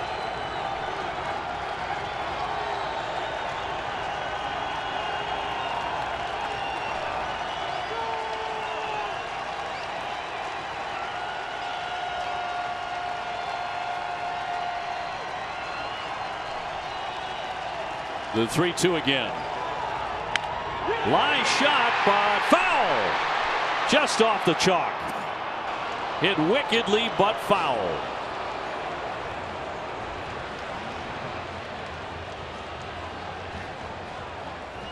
In our last 2 nights here, we haven't seen a lot of chess games being played between pitcher and hitter. This ball just fouled just off the line. But we've seen a lot of predictable pitches over the last couple nights in situations like this. Hembree doesn't want to throw a breaking ball in the dirt and walk him here with a 4-2 lead. So it's just pretty much challenge time. He's throwing fastballs, and that's exactly what Sanchez is looking for.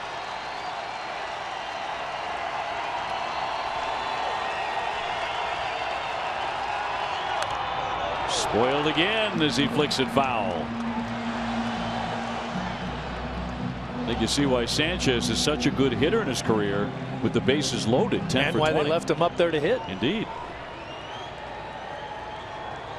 I just think this is a really fun aspect of the game when almost everyone in the house knows what's going to happen, and you just see who wins.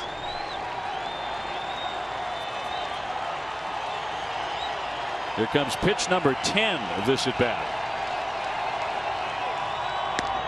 And he walks him. That'll force in a run. Here comes Cabrera. That'll make it 4-3 Red Sox. Sanchez with his first RBI of the season. Sanchez outlasted him. See the target set up? Nothing fancy. Let's just go fastball down the middle. This one just gets away from Hembree. That is the 8th walk from a Red Sox pitcher tonight. And John Farrell is coming out with Austin Jackson due up. Matt Barnes, and he's going to be brought in. And in a very, very tough spot with the bases loaded and 1 down. So that is all for Hembree. 1-run game here in the bottom of the 5th inning in Chicago, and we will be back.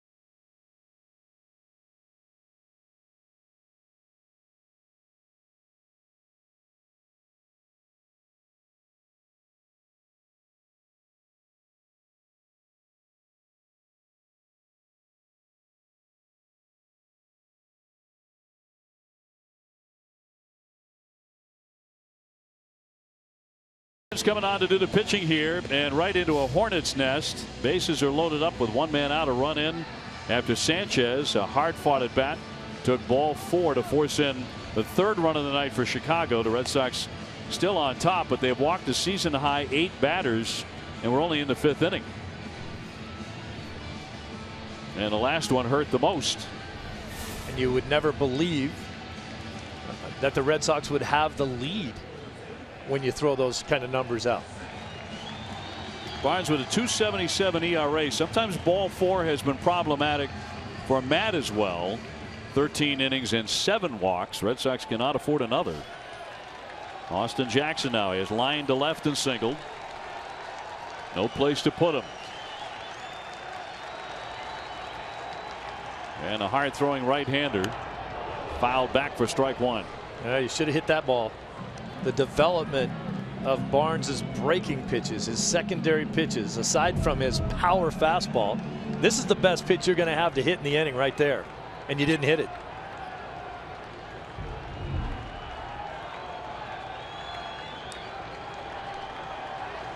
Lowry at third base, Garcia at second, Sanchez at first, and 1 down. Fouled away. He tried to hold up, but it's 0-2. Barnes has gone from a guy who was, all due respect to his craft, kind of a thrower, a hard thrower. Didn't develop his secondary pitches very well. He has now done that, and he can be nasty. I would not be surprised to see that nasty slider about right here. Trying to put away the number 9 hitter.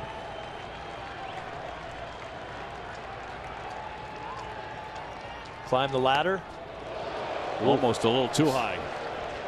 That's a rung he really didn't want to go to. Yeah.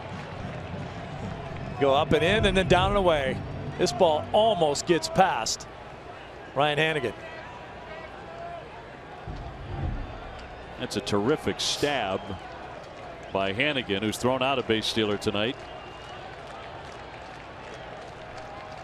The 1-2 to Jackson. Luke foul out of play.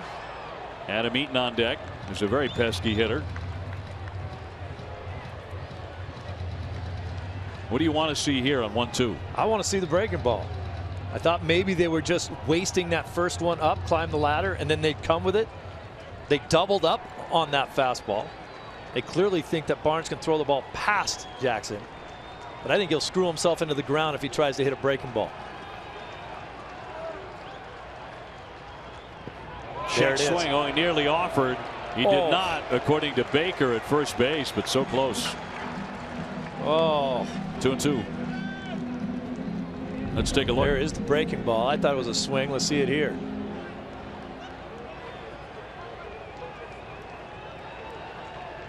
Nope. Might have held. Well, one of the reasons why guys swing black bats is because they're very difficult to see at night. For the outfielders, for the umpires, for everybody involved. 2-2. Ran it in. So now another full count.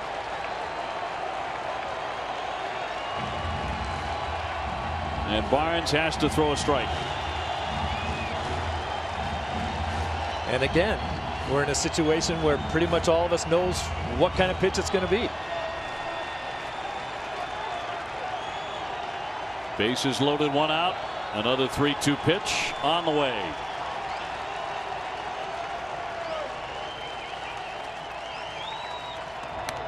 Foul back. 97 in on the knuckles.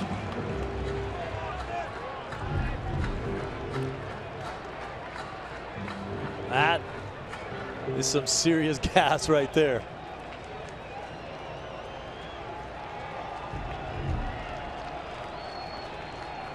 Now there's that philosophy. Don't get beat on your second best pitch. Let's see if it's number 1 again with something on it. It's the old number 1. Here comes another 3-2. Little pop-up down the line. Here comes Mookie Betts to make the catch. The runner's going to try and score. The throw home, the tag. He is out at home. He got Laurie at the plate. And the Red Sox will be out of the inning unless they overturn this. Laurie arguing with the home plate umpire Paul Emmel. Betts coming up gunning and firing down that line. And he is out at home. And the Red Sox get out of it on a double play to retire the side. I don't think he ever touched the plate.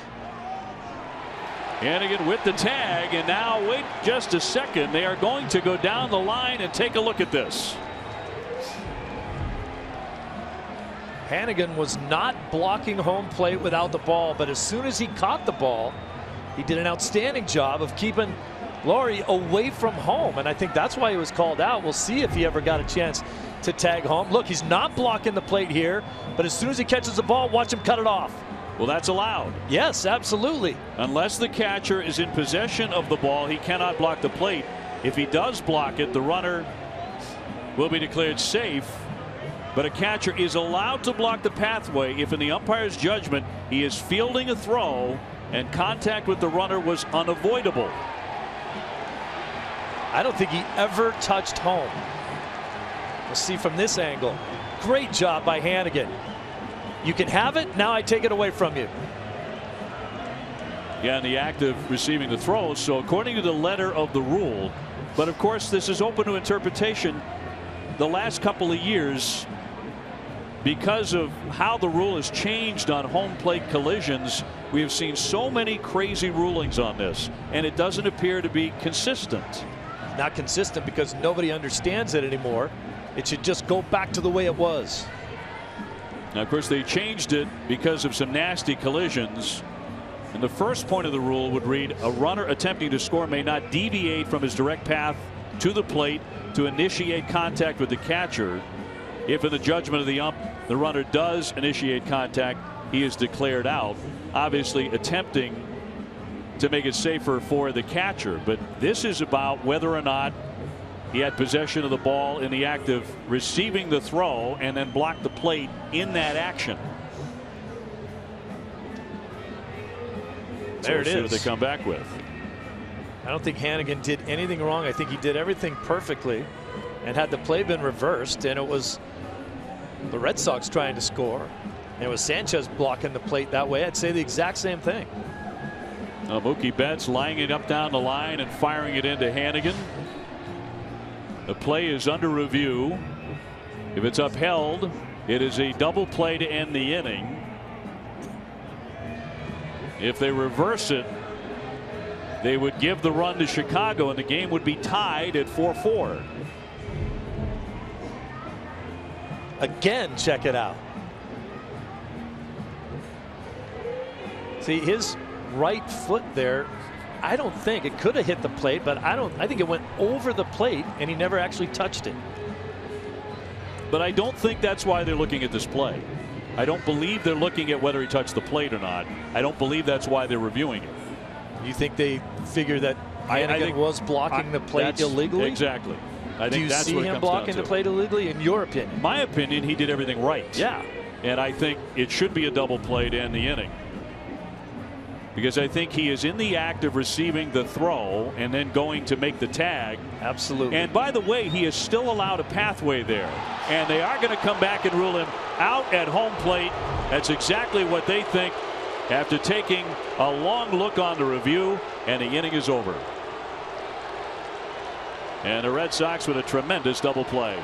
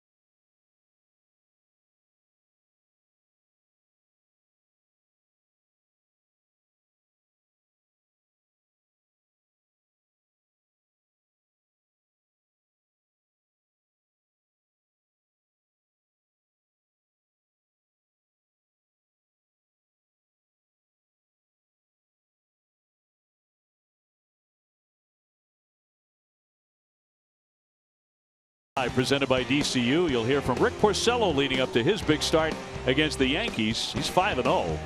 DCU, Digital Federal Credit Union. What can DCU save you? A big save by that man, Ryan Hannigan, at home plate. It was a 2-hop throw from the right fielder Mookie Betts. He got the tag down, made a terrific play. It was beautiful. It was textbook. He's also thrown out a man at second base trying to steal, so he's had a good night defensively. He's also doubled in a run and taken a walk tonight. Matt Albers is the new pitcher.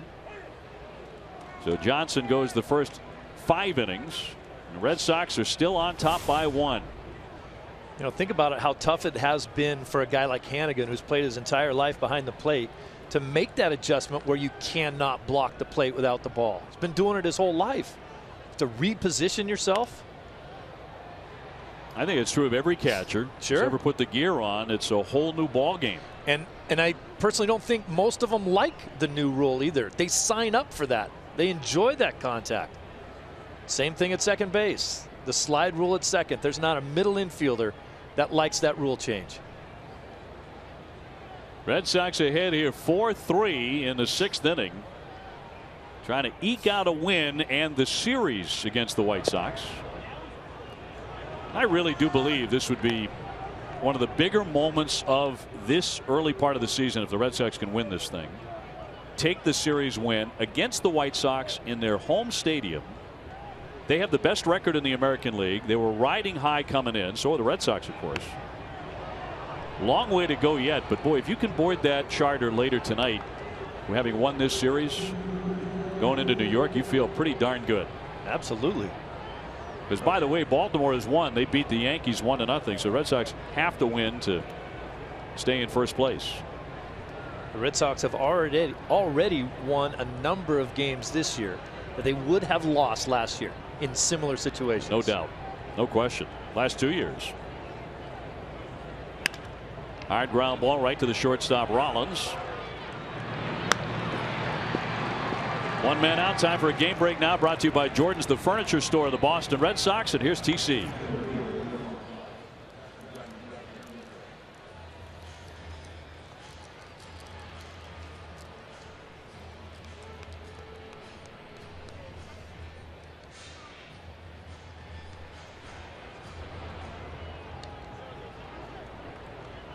TC, thank you very much. So a lot on the line here for the Red Sox tonight as they lead it 4-3. And Jackie Bradley, the batter, he's gone 0 for 2. We're in the 6th inning. We've seen a whole lot of everything in this one already. Yes. Jackie trying to run his hitting streak to 11 in a row. It's a career high right now. He was touch and go as to whether he would even be in the lineup till about a half hour before game time. And it's a high fly, well struck to left. Cabrera turning around, and that is out of here. It is gone for JBJ. He powers one to the opposite field, and the Red Sox lead it 5-3. This ballpark certainly has a reputation as a hitter's ballpark. You're starting to see some of the reasons why. Now, this ball absolutely drilled to left center field by JBJ with a bad finger. Ball up in the zone. Look at the concentration. Look at his head straight down the barrel of the bat. Wow. Sneaks out of here. It's a nice way to run your streak to 11 in a row. Why not?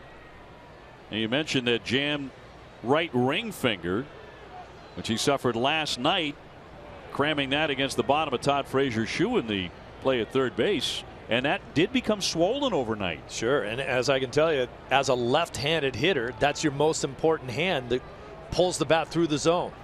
Red Sox with 3 home runs tonight. Dustin Pedroia and Hanley Ramirez have the others. And they play at third base.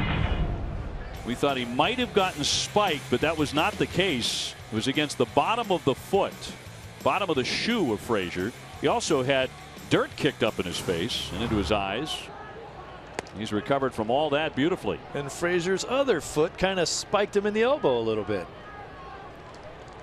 He's shaking that off. Mookie Betts 0 for 2.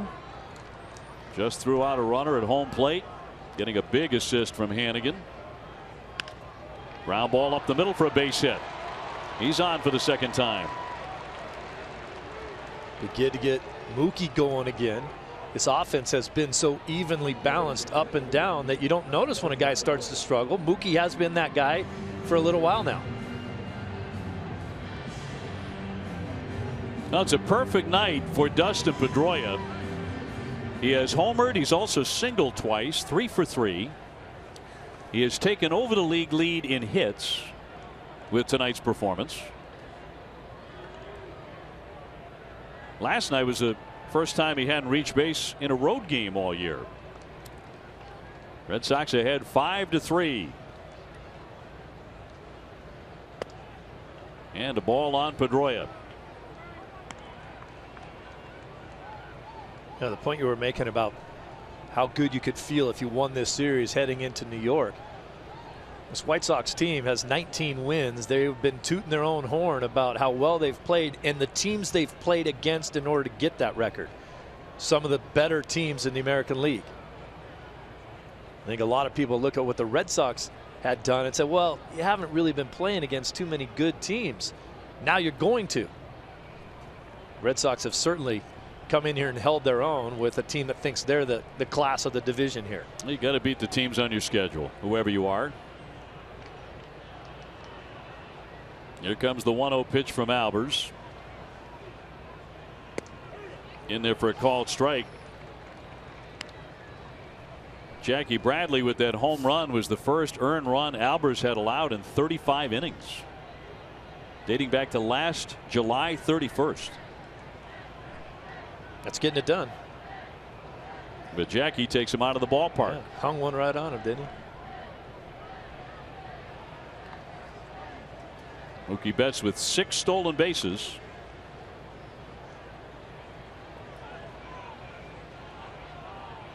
JBJ has been swinging it. Now Mookie trying to get heated up.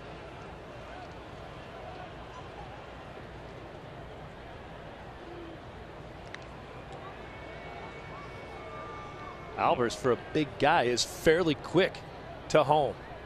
It's one of the things that Ruben Amaro down there at first base is going to look for. One of the things that they study. Certainly one of the things that Mookie Betts looks at. Now Pedroia trying to go 4 for 4 before the 6th inning is over. And he knocks a foul in the air out of play. It's amazing when you make a statement like that. You would generally think the score is like 12-1. This is a 5-3 game.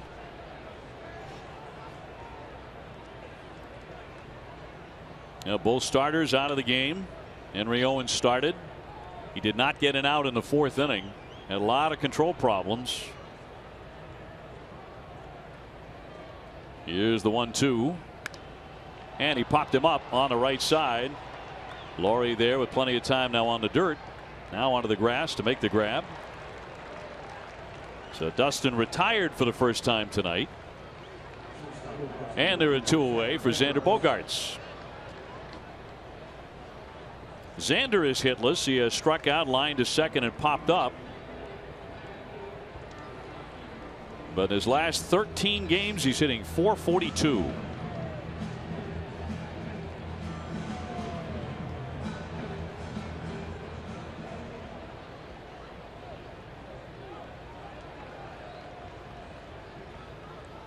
Red Sox have played pretty well here at U.S. Cellular Field.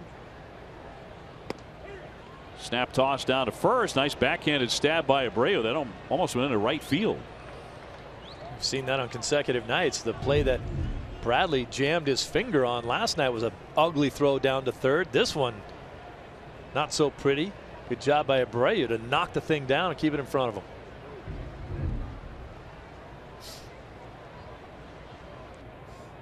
Red Sox are 56 and 53 here on the south side of Chicago in this ballpark all time. The second best record of any visiting opponent behind the Yankees. 0-1 hammered to third. Frazier with it. Long toss and a sweep tag, and he got him. Abreu made the play to retire the side, but the Red Sox get another run on the home run and now lead it 5-3.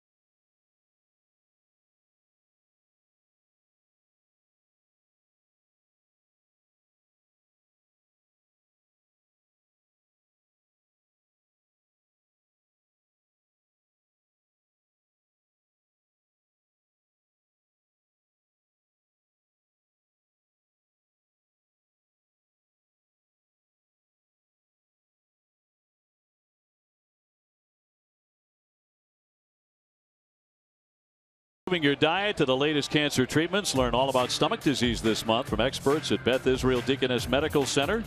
Visit bidmc.org/health for more information. Now the Red Sox on top 5-3 here to the bottom of the 6th inning. They have 10 hits to the White Sox 7. Adam Eaton, the leadoff man, has not been retired with 2 singles and a walk. Hot shot, backhanded by Bogaerts, off balance, got him right on the money. He is learning how to make so many different kinds of plays out there. He had the option, but knowing how well Eaton runs down the line, he had the option of planting that foot and making a big, hard, strong throw. Instead, he got a quick release and kind of lobbed it over there. Just making sure that he turned it and was very, very quick, made sure the throw was on line. Gets Eaton out by steps. A completely different player than a couple seasons ago. Rollins has not had a whole lot to swing at. The Red Sox have walked him 3 times.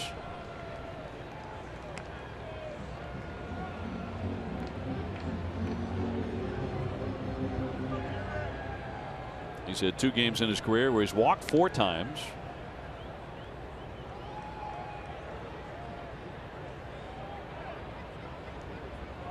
You know, when you talk about Bogaerts at short, and you certainly saw him play during his difficult times a couple seasons ago. I had thought that, you know, we knew that he was going to be a hitter. We knew he was going to be a player. And so people say, well, this is an all-star type player when he matures. But I didn't see a gold glove player. I thought I saw a guy with a little bit heavy feet. Even for a youngster, he wasn't going to get quicker. He's changed my mind on that. I think he has the potential ability to not only be an all-star but be a gold glove shortstop, and I would have never said that a couple seasons ago. He's increased his range. His feet are quicker. His hands are better.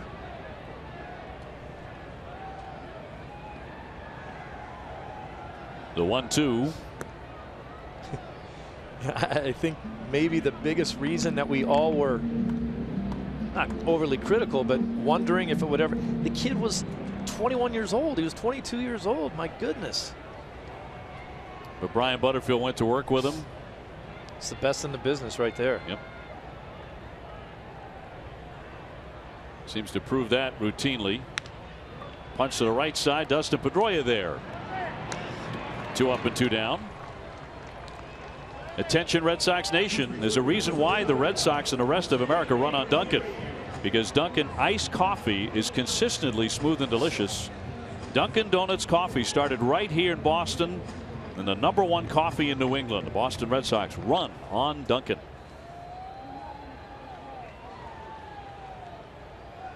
The Red Sox pitching staff has not enjoyed a 1-2-3 inning. But Barnes is right there now. Here comes Abreu.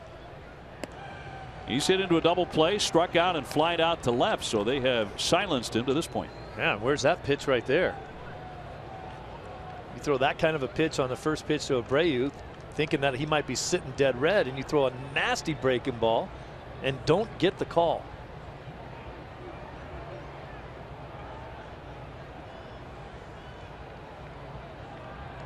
And the 1-0 fouled away. Back to that pitch you were talking about. I mean, this is not a pitch that I'd want to have to hit if I was hitting. I still think it's a strike. Boy, so did Ryan Hannigan. Kept it there for 2 extra seconds. So did the pitch zone.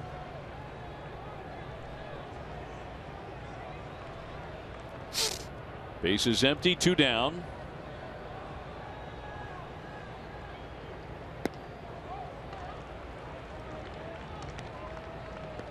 See that good biting late action on that breaking ball. That's not a pitch he used to have. It's made him so much more of a complete pitcher. Like when you're a young guy like him coming up through the minor leagues, you can get guys to swing at your hard fastball in the minor leagues. Up here, they take it or they hit it. You better come up with something different. 2-1. Pedroia right there again to stab it. And that's the 1-2-3 we've been looking for. And at the end of 6, 5-3 Boston.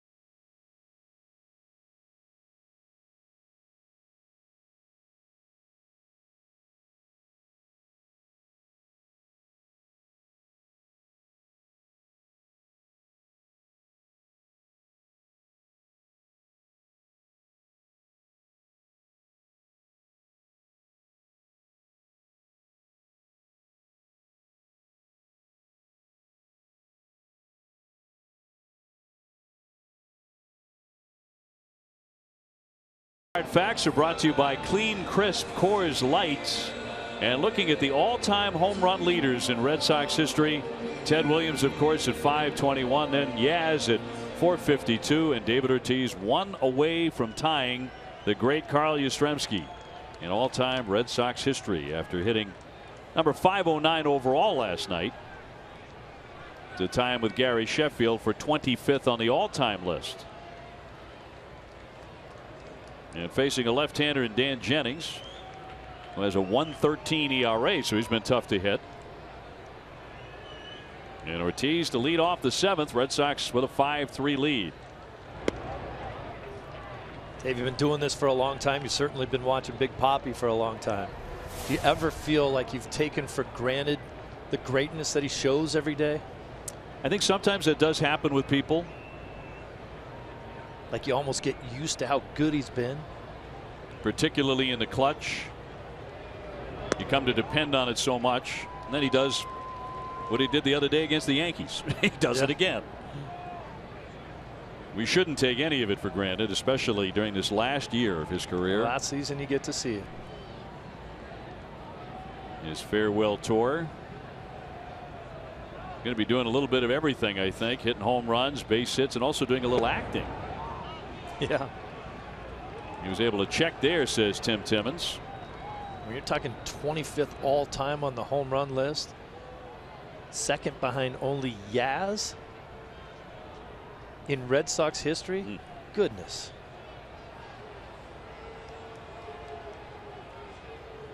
Got one last night against Carlos Rodon. That went inside, and he got a piece of the bat, and then it hit the catcher Sanchez on his hand.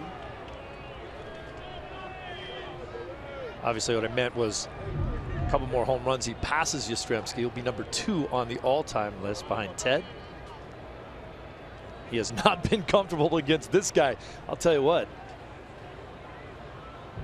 Jennings is one of the best kept secrets in the game. He doesn't give up anything. Well, a 3-1 to David. Hanley Ramirez on deck.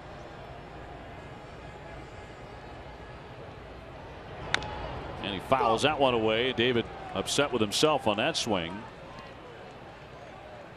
Rodon said last night, somebody asked him, what did you learn facing Papi for the first time in this season? He said, don't throw a fastball down the middle to David Ortiz. That's what I learned today. He said you tip your cap to him 509 times now.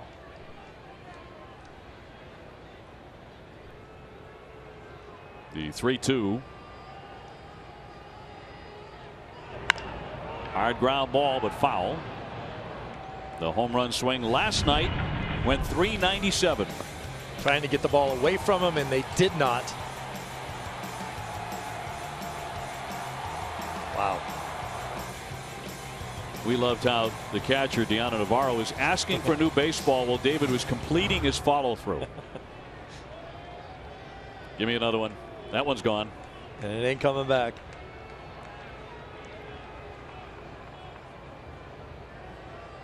Once again, the 3-2. He got jammed. You look at some of the numbers that Jennings has been able to throw out there. In his last 31 outings, ZRA is .85. And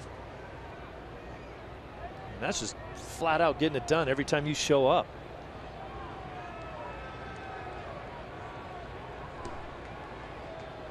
Red Sox leading 5-3 in the 7th.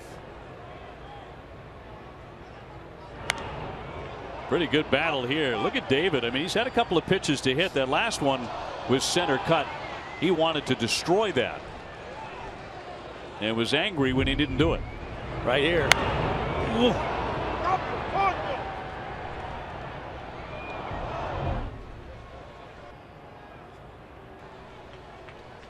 Quite a battle here. 3 balls, 2 strikes. Ortiz leading off the 7th. And he walks him. Let's get out of Garrett. Thanks, OB. Well, yesterday you mentioned that David Ortiz would reenact his famous speech from 2013 in the upcoming movie Patriots Day. Well, I talked to him before the game, and he said he was approached by good friend Mark Wahlberg, who actually came to Fenway Park dressed like a police officer to ask him to be in the movie. Ortiz said that they're going to try to shoot next week, and he's looking forward to doing it. And I asked him if it would be tough to emotionally reenact it. He said nothing will ever compare to the emotions that he felt giving that speech in 2013. Oh, boy, here. All of us in the ballpark that day got a chance to hear it live. Yeah, I think that's what we were talking about is you can act. You can put the show on, but there's no way you can reach down and feel the emotion that he had that day. I love that tidbit. Mark Wahlberg showing up as a police officer. Do it or else. Do it or there will be consequences.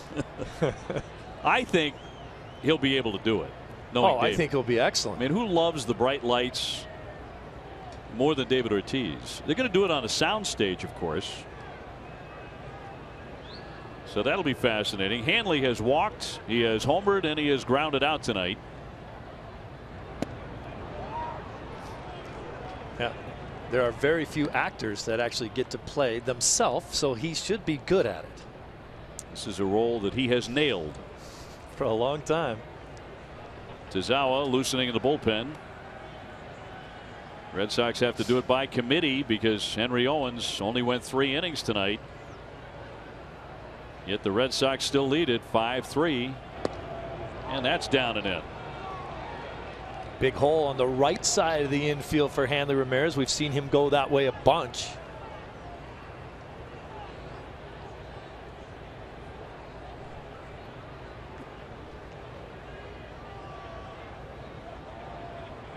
Now we'll see if Hanley gets a green light. Ortiz on at first base and nobody out. Nothing there for him. He takes ball 4, back-to-back walks. Well, if you have a son or daughter who wants to learn more about baseball or the Red Sox, make sure you visit NessonClubhouse.com. Videos, games, and a whole lot more. It's fun, free, and easy to use. Visit NessonClubhouse.com today. And Don Cooper marching out to the hill again. You know, we've been talking about the showdowns in this game, not only tonight, but in last night's ball game, where you get to the point of 3-2 count where you're in a little bit of trouble. You can't afford to walk a guy, so you know what's coming. Ortiz was expecting a fastball right here. He didn't get it. He didn't spin himself in the ground trying to hit it because his plate discipline and pitch recognition is so far superior to anybody else. Almost everyone else swings at that pitch, and he doesn't. For ball 4, and he takes his walk. Sharing a laugh with Jimmy Rollins, who is the shortstop. He shares a laugh with strangers walking down the street. He and Jimmy are pretty tight, though. Here's Travis Shaw. The Red Sox trying to add on. He has tripled, and he's also struck out twice. Nobody out, and a great chance here. And there's a strike.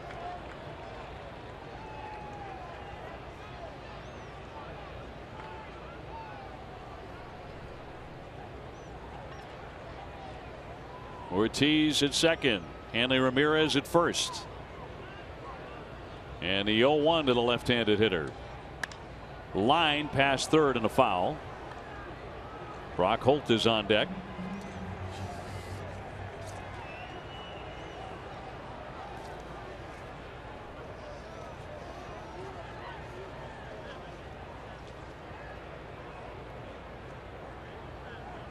Those two having a good time with each other.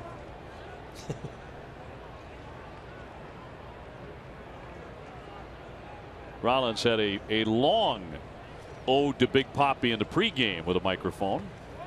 Did he hold up on the pitch in the dirt? Nope, he went. He committed, according to third base ump Tim Timmons. And down goes Travis Shaw on strikes for the 3rd time tonight. This organization has been tough on Shaw. He had the triple earlier in tonight's ball game, as you see the swing there. He only has 2 hits in his career against the White Sox. Hasn't spanned that long, but talking just over 20 at-bats. It brings up Brock Holt. A single, a sac fly for a run in. He's also struck out. 1 away, 2 on.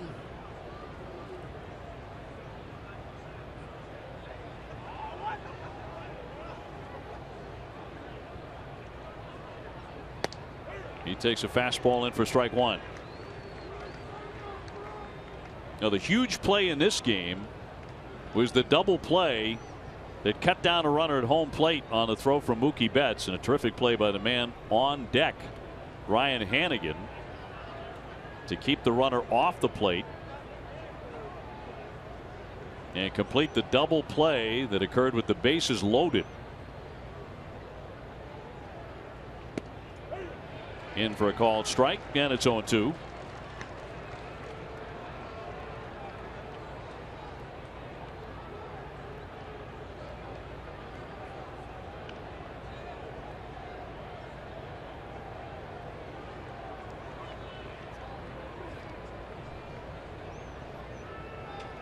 Runners lead at first and second. Jennings really slows down with men on base. And it's punch foul. Well, this was the play of the game so far. Nice play by Mookie, getting to the line, just making the catch. Quick throw to the plate, a couple bouncer, but then the outstanding play by Hannigan, blocking that plate, not blocking it too early, catching it, moving to the plate, making sure that Laurie could not get to the plate, and he was out. You think about it, Hannigan's had his hand in both of the plays that really kind of cut down the White Sox, also throwing out a base stealer. 1-2. The play was then under review, and they upheld the call, which was out at home. They did rule that Hannigan did not violate the collision rule.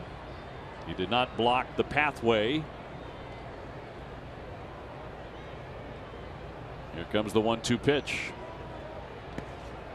2-2. Sanchez working hard back there. That was an excellent block. Hannigan's the only one cheering for him.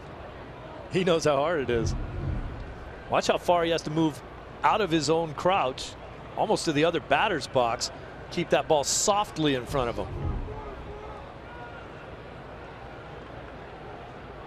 Brock Holt with a 4-game hitting streak. Did not play the first 2 games of the series against the lefty starters. The 2-2. You got Jan. That's a swinging bunt up the first base line. Jennings falls down, and it's going to be a fair ball. And the bases are going to be loaded.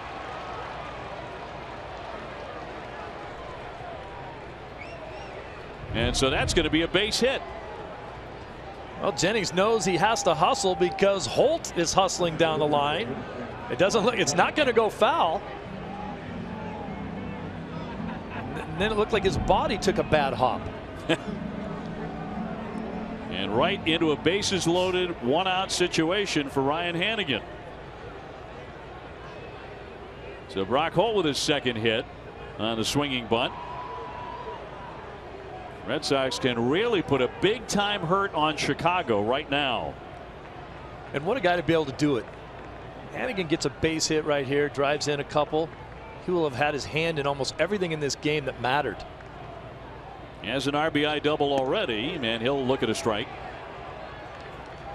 He's also walked and grounded out to the shortstop. So David Ortiz at third, Hanley Ramirez at second, Brock Holt at first. Red Sox ahead 5-3 in the 7th inning. They are in no hurry to get to New York, but could care less if they win this game. What hour they get into Gotham. Here's the 0-1. Ground ball to the second baseman, to Rollins, and they turn 2 and get out of the inning. So no magic that time for Ryan Hannigan. Sox load him up but do not score.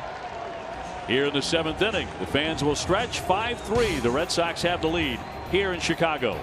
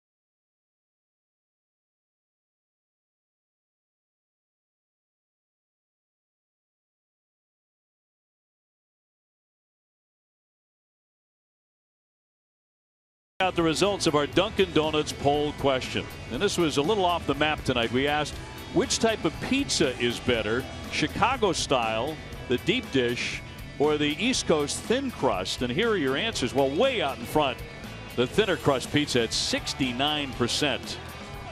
Get me over to New Haven. That's my kind of pizza. Where? New Haven, Connecticut. New Haven, there you go. Oh my, best pizza on earth. Well, you know what? Might have to go get a slice. Maybe not more. in New Haven, but in New York City. We'll be right there. Why We'll not? be right there. I'm not above it. Trust me, folks, when I tell you he is not above it. My diet's been out the window for a little while. I don't know how you eat what you eat, man. But you eat a lot of it. Keeping your figure. Oh, yeah. Bottom half of the seventh. Round. And here comes Junichi Tazawa out of the bullpen. Had a rough outing here the other night for sure. He had a scoreless streak going in of 8 1/3, but that ended with 2 runs, 2 hits, and 2 walks in just 1/3 of an inning. Yep. He generally bounces back nicely from tough outings. A key 7th inning for the Red Sox bullpen with Frazier, Cabrera, and Laurie the hitters. And if he can hold, that sets it up for Koji and Kimbrel. As the Sox try and win the series in Chicago against a red-hot team and maintain first place in the American League East. On a night where the Red Sox have walked more than in any other night this year, it's key to throw strikes now. He drops in a hook for a strike. Frazier's walked twice and flied to right. The Red Sox have somehow to this point survived issuing 8 bases on balls, including 1 with the bases loaded. The 1-2 into the dirt.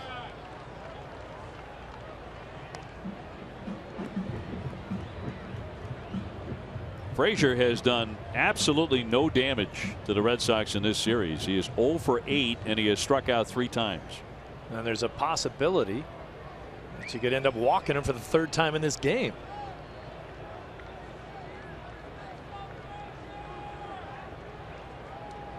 The 2-2 to the former Cincinnati Red. Cut on and missed. Down he goes, strike 3. This greater coverage of baseball is brought to you by T-Mobile. Taking a look at the Yankees before the Red Sox head to New York for the weekend. They are now 9-17, last in the AL East, 6.5 back. Alex Rodriguez has been placed on the 15-day disabled list with a hamstring strain, so will not play against the Red Sox. Once you start getting to an older age, those hamstring strains don't heal up as quickly. Cabrera 1 for 3. John Farrell has to love the way the pitching lines up because Rick Porcello goes in 5-0 with a 2.76 ERA on Friday. David Price goes on Saturday and Stephen Wright goes on Sunday. And when you look at the first series against the Yankees, it was A-Rod who was the most damaging player.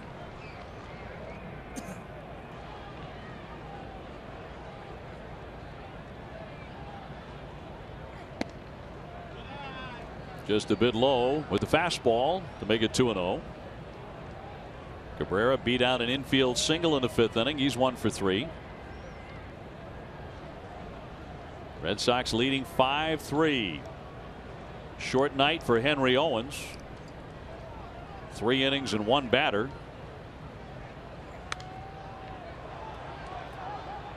And he walks 6 men. Keep up with Red Sox this season by following Nesson on Instagram. Follow Nesson today at Instagram.com/Nesson.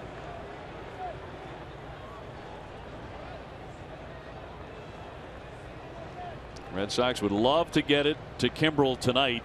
Craig Kimbrel has earned the save in each of his last 4 appearances, and he has faced the minimum number of batters in that span. He's been golden. Yes. So much fun to watch. Check swing. You make a great point too. I mean, he's electrifying. His stuff is just so nasty. Some things in this game are unfair, and he's one of them. When you have to think about hitting a 98-mile-an-hour fastball, fine, there's some guys that can do it. We've seen some guys hit it off of him. But if you have to think of the other pitches he throws up there too, it's not fair. If you guess right, you might hit him. Base hit to left, out of the range of Xander Bogaerts. So Cabrera is on with a 1-out single. Red Sox hoping to get it to the closer tonight. This one's in the 7th. And a man on for Lowry, who has gone 1 for 2 with a single. He's also taken ball 4. Now you talk about scary. The Red Sox were actually in Toronto 4 years ago when this happened. But Lowry was then a Blue Jay, and he was in Toronto. He was shopping. He was around a food court area. He was actually shopping for sunglasses when a shooting took place. And one person was killed.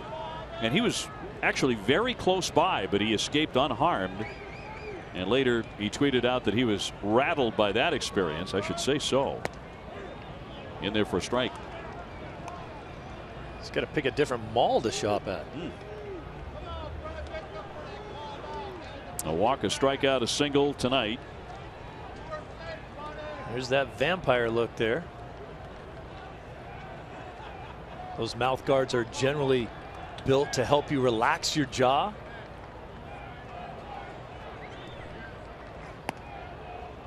A little high for a ball. Yes, very Dracula-like. Lowry has the habit of when he does not have that mouthpiece in place like it is there, kind of sticks it out and bites it. Anybody who has a 7-year-old soccer player should have one of those. Well, they all have them, and it's rarely in their mouths the way it's supposed to be. So we all know that sensation watching that. I thought you were going to tell me if you do have a 7-year-old and you're watching it, you should have one because you're so nervous about it. Well, there's that too. 1 ball and 2 strikes. Taz again, not afraid to go to that curveball when he needs it. Yeah. He's used that a lot more than the split. Cabrera at first, 1 out and the 1-2. And he got him. Back to the fastball.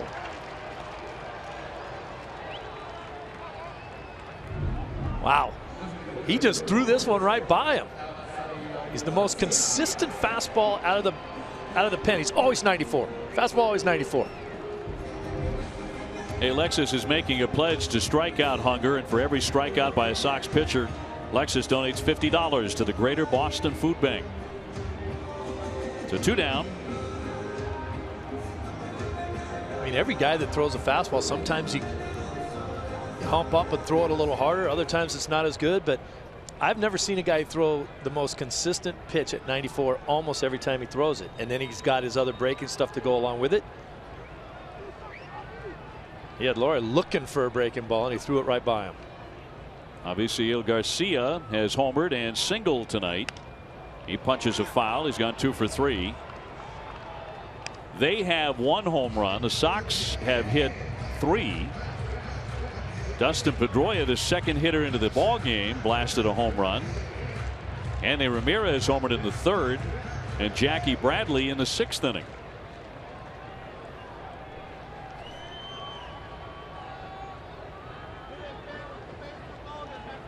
For Garcia, that was his 4th home run in the 4th inning. Keep it away from him. Nice. 0-2. You see where Hannigan set up, and where Taz threw it. Look at that setup.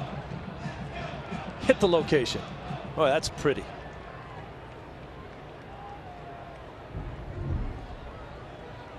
We have seen a tremendous amount of beauty in the game tonight. Just some really pretty plays.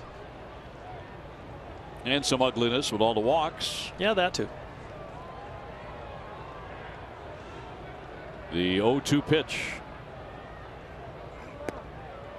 1 ball and 2 strikes. You know, like that the second pitch there, a perfectly executed pitch, right where the catcher wants it.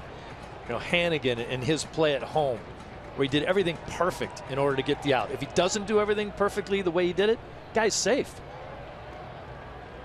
Some real fine defense at shortstop tonight. Now to Xander Bogaerts. 1-2. Fouled back by Garcia. You know, something that's forgotten a little bit, even though Cabrera ended up scoring, but the play that Jackie Bradley made, charging a ball and throwing it home so that you save the run. He has to stop at third. The presence of his arm keeps someone from scoring.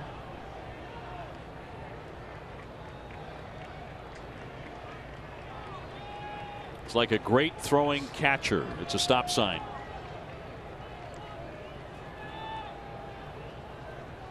He'll be leading off the next inning. Here's the 1-2 pitch. Swing and a miss. A half-hearted effort by Garcia. He strikes him out. And he winds up with 3 Ks in the inning. Well, Jackie's already homered. He'll be at it again when we come back. 5-3 Sox.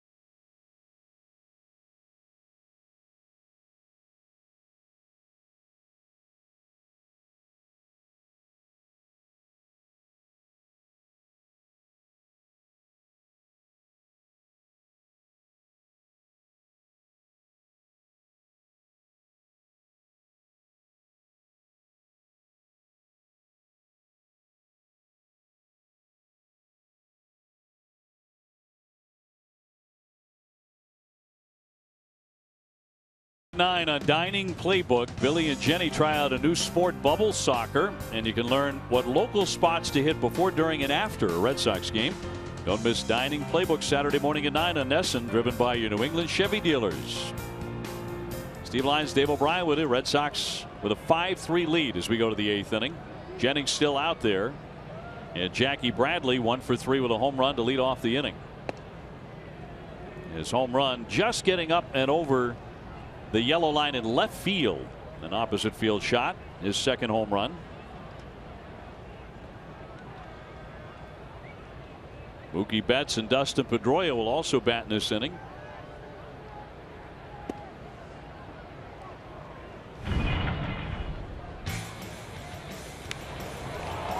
Well, a nice pitch down and away that he just dug out and elevated. So that's how he extended his hitting streak to 11 in a row. 3-0. Red Sox have drawn 4 walks. The White Sox have accepted 8. And we talk about the evolution of Bogaerts at short, and the same can be said of JBJ. Kind of watched him mature into a pretty darn good player over the last couple seasons. Starting to fulfill the promise that everybody saw in him. You know, we've shown a lot of confidence in him as John Farrell. Especially in this situation too, against lefties. Used to be an automatic pinch hit. Up high for ball 4. So that's how the 8th inning gets underway. A free pass to JBJ with Mookie Betts striding up. Well, did you know that NESN is a brand new site for car enthusiasts? It is NESN Fuel, your new home for everything automotive. Visit NessonFuel.com and follow Nesson Fuel on Facebook, Twitter, and Instagram today. Mookie's been on base twice with a walk and a single.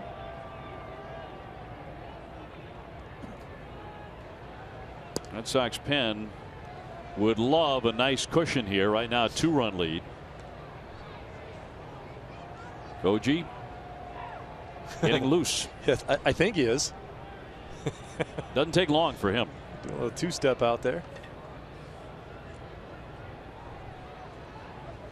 He's always been a guy who warms up very quickly. Fouled back and a big rip by Mookie. Showed up last night, pitched and barely had a t-shirt on. It was so cold last night, and he's just, hey, it's like summertime. Doesn't wear long sleeves. Mookie's got his sweatshirt with the hood working. Another chilly night here. When will it stop, Steve? When will spring/summer finally arrive here in America? Well, oddly enough, tomorrow it's supposed to be near 80 degrees right here in Chicago. Just as we leave. Popped him up. Maybe catchable. Abreu giving chase. Laurie as well, and he slides but can't get it. And a right fielder, Eaton, could not get it. Now tonight, following Red Sox coverage on Nesson Sports Today, the striker will attempt to make Tom Brady's famous avocado ice cream. Nesson Sports Today, presented by People's United Bank. See what know-how can do. Tom Brady has a new cookbook out. Is he a whiz in the kitchen? I have no idea. But he has to be. I think Gary is. That's the important thing. Oh, yeah.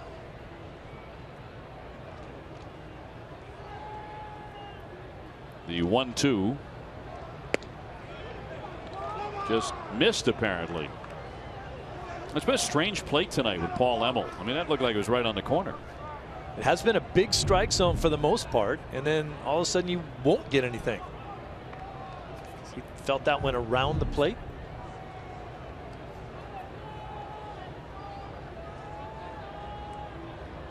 Mookie Betts caught a break there. Here comes the 2-2 with Jackie at first base and moves him back.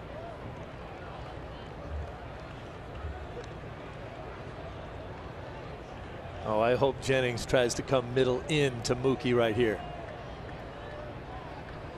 Come hard in with a fastball.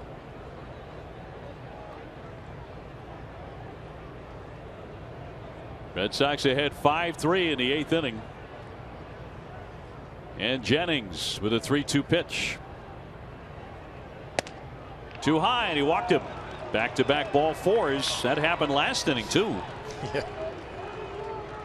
And the batter will be Dustin Pedroia. And Cooper is heading out to the mound again. He is wearing out a path from his dugout. What's he going to say that he didn't tell him last time? Whatever he did last time worked, because he struck out Travis Shaw and eventually got out of the inning with a double play. Zach Putnam throwing in their pen. And I would assume they're getting him heated up for Xander Bogaerts.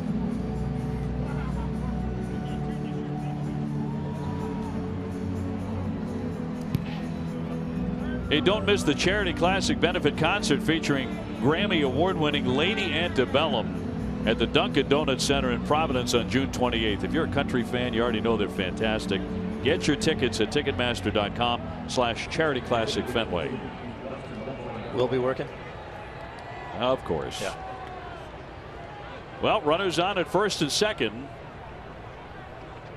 We get to do baseball, though. That's right. A big night for Pedroia. A home run, 2 singles. Just keeps on hitting. 325 for the batting clip. And he'll take high for ball 1. Mike Pedroia is the perfect hitter in the Red Sox lineup to be up right now. I mean, it's a 5-3 game. This thing is not over with. And I think Petey is a guy that understands that and wants to tack on right here. I think he'll have a good at bat. He's looking for a 4-hit game here in Chicago. Hard hit, but foul. I think that's another great sign, and there's so many of them, sizing up the kind of season Dustin Pedroia looks like he's having, is the hard foul balls. I mean, he's hitting everything hard, even the stuff he's hooking or slicing, like the home run into the pesky pole, the grand slam. That was hit hard. Yeah, it was. And his ability to go that way. I mean, he got to the point with the injured wrist where he had to cheat, and he was pulling everything. Going the other way has made the difference. That's what has been giving him so many of his hits. 1-1, and he'll look at a strike.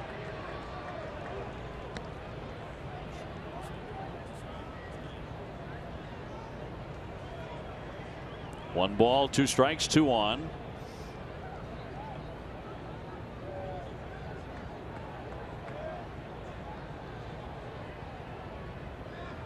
Jackie Bradley took a walk. Mookie Betts followed with ball 4. Great speed on the bases. Play on at second, but not in time to get Jackie.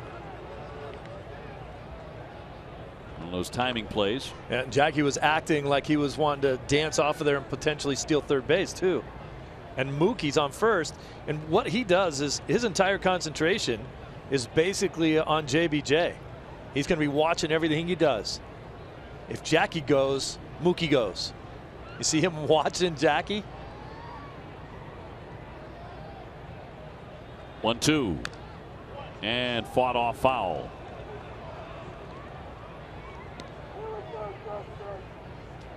Five runs on 11 hits for the Red Sox and no errors. 3 runs, 8 hits, no errors for Chicago. The winner of this game wins the series. When you have JBJ and Mookie on the base paths, they both have the green light. Butterfield will take the steal off for them. He'll say, don't go if they don't want him to. He'll let them make their decisions. The left-hander's 1-2. Ground ball right side toward the hole. Lowry has to go to first base, and that's in time as the runners move up to second and third. So it's a productive out for Dustin Pedroia. Very much so. Not what he wanted to do, was hoping to drive the ball into the gap, but you get to the point where you want to make sure that you do something that's productive for the team, and that's it. So that gets it to Xander Bogaerts, who has gone 0 for 4, but he's certainly been one of the hottest Red Sox hitters here in recent days, extending his hitting streak last night to 6 in a row and hitting .309. The infield creeping in again for Chicago. 2 men in scoring position. Do they really pitch to Xander? They've got David Ortiz on deck. Swing and a line shot right center on the move. Jackson. He makes the catch. Back to tag. Jackie Bradley. Here's the throw, and it's cut. And another run is in, and the Red Sox lead it 6-3. Xander Bogaerts delivers the RBI. Thought for a moment that might fall in. Jackson got to it in good shape, but it produces a run. That's the difference that Jackson has created defensively for this White Sox outfield.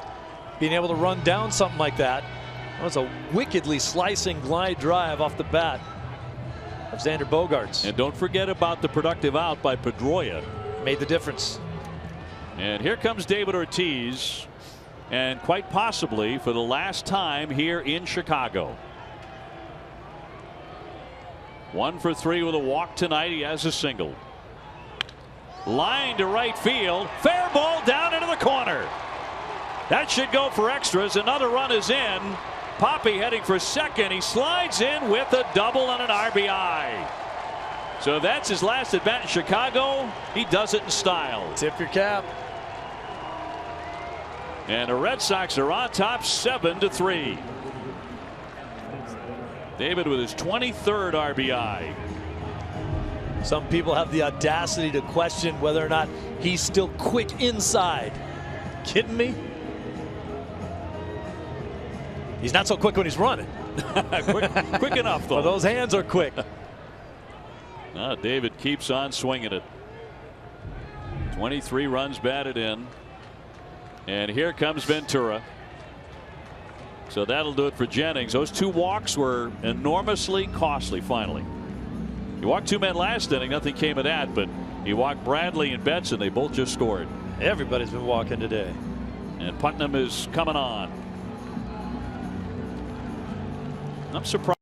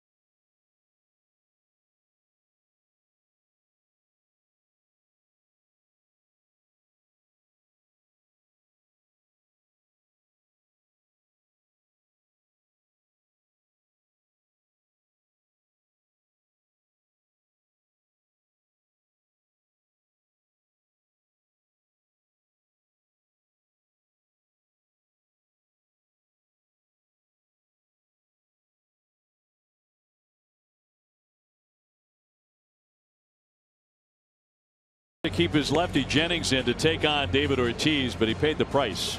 Yeah, he did, especially with Big Papi at the plate. And I'll tell you what, I mean, not only the quick hands, but watch the hustle. Right out of the box, he's smelling double. Nice turnaround first. Knows Eaton's got a fantastic arm and right, so you got to hustle all the way in there to second base. So Big Papi with his 23rd RBI, and the Red Sox now with a sizable lead.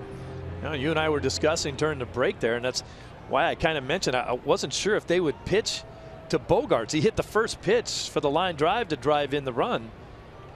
Thought they would have maybe pitched around him and left Jennings in to face Big Papi. Obviously hit that double down the line, but if you load the bases, you have a chance to double up, get a double play with Big Papi up there facing the tough lefty.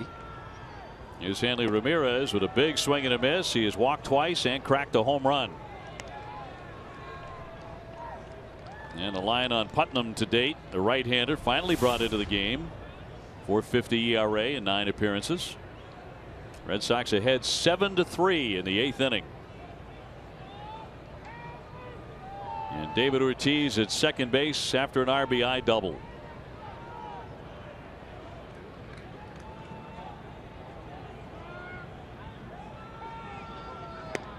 Ooh. That's a strike. Now Ross is now loosening up in the bullpen. And not Koji anymore. Koji has sat down.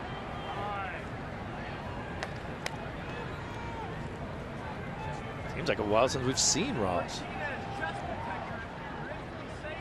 Well, the 4-run lead. John Farrell changing his mind about who to go with out of the bullpen. The Red Sox are currently carrying 13 pitchers, but John Farrell says very soon they're going to shed one and go with another position player. That gives them more flexibility on the bench in pitch hitting situations. 1-2.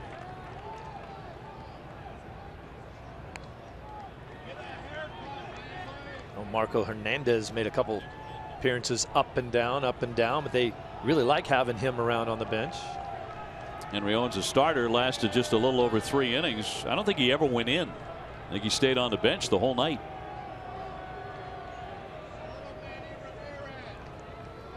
One and two. Throw.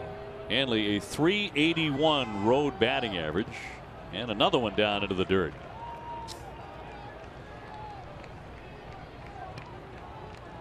Baltimore snuck by the Yankees tonight in 10 innings, 1-0.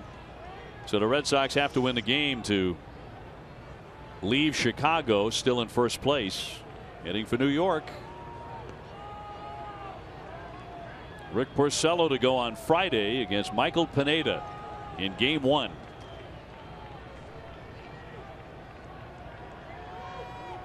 Here's the 2-2 to the right side.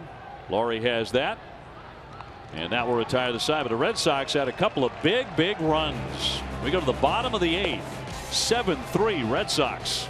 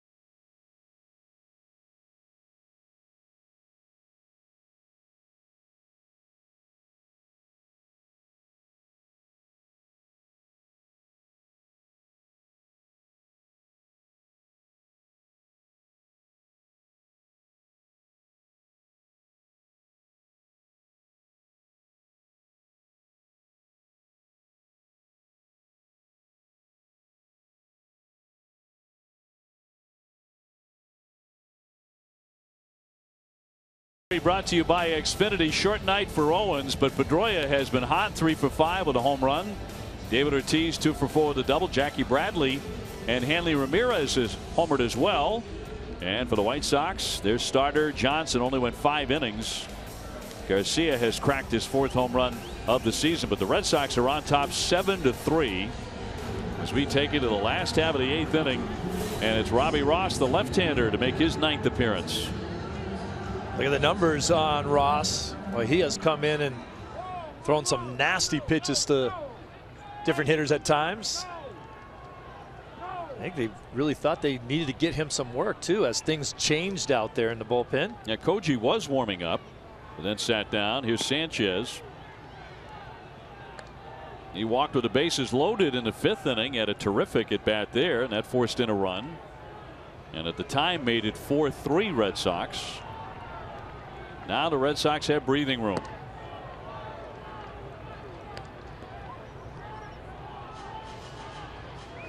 It has already been a long night here in Chicago, but a successful night so far for Boston. They are on the verge of winning this series and slowing down the White Sox. How many walks in this game? 15. Fouled away. 15. It's not the way they drew it up, huh? No, sir. One of those games, if you win it, you could care less. When you lose, there's a lot of things you can point to. Line foul.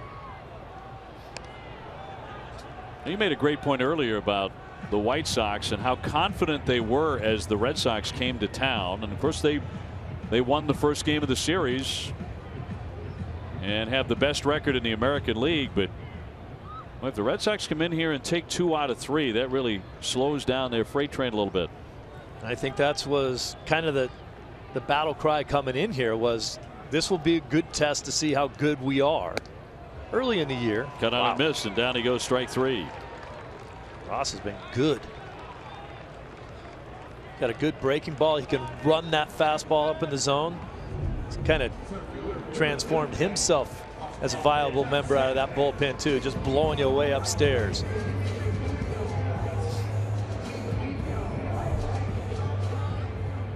One away, and Austin Jackson will climb in. 1 for 3 with a base hit.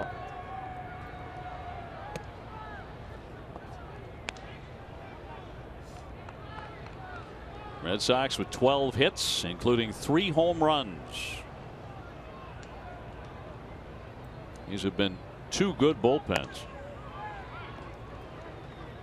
And the Red Sox was improved dramatically while we've been here in Chicago because Carson Smith is back out there.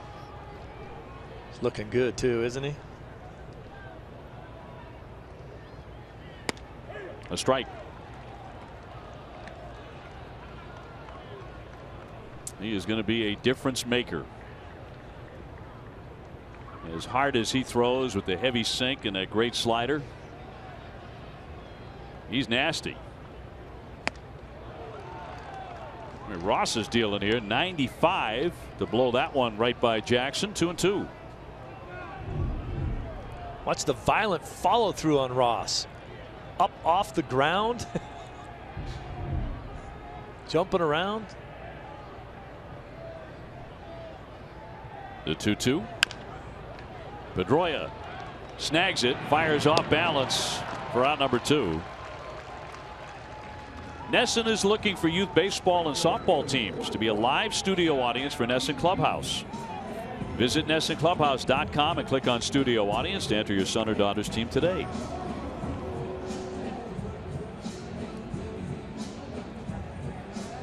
Here's the leadoff man, Adam Eaton. He's been on base 3 times with a couple of singles. He's also taken a walk.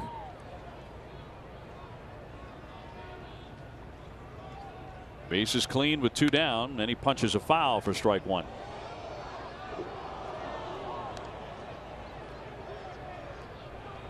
With a victory, the Red Sox, for the first time this year, would go to 6 games over 500 at 17-11.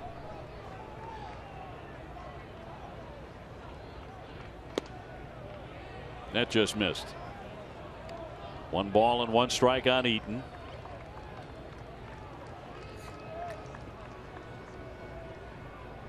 And the White Sox would drop to 19-10 with a loss. They're having a terrific year, as are the Cubs. Cubs won tonight on the north side 5-2. They beat the Nationals. It's a pretty common statement on the north side these days. That is a powerhouse team.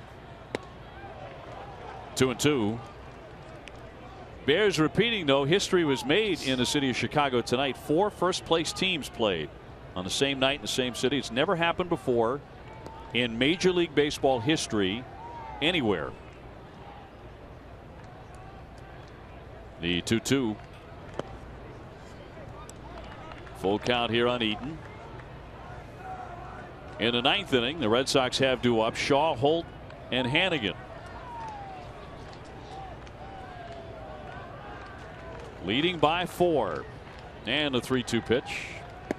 And it is inside for ball 4, which we have said more than once tonight. 16 times. As the 9th free pass issued by the Red Sox. The Red Sox win this game. It's going to be a head scratcher for a lot of people who look at the box score, just because of all the walks. Yeah, and you know, now it's a 7-3 game, but earlier on when the score was like 5-3, 4-2, you're saying, oh my gosh, you would think there would be so many more runs on the board given the bad pitching that we've seen. Jimmy Rollins has walked 3 times and grounded out to second.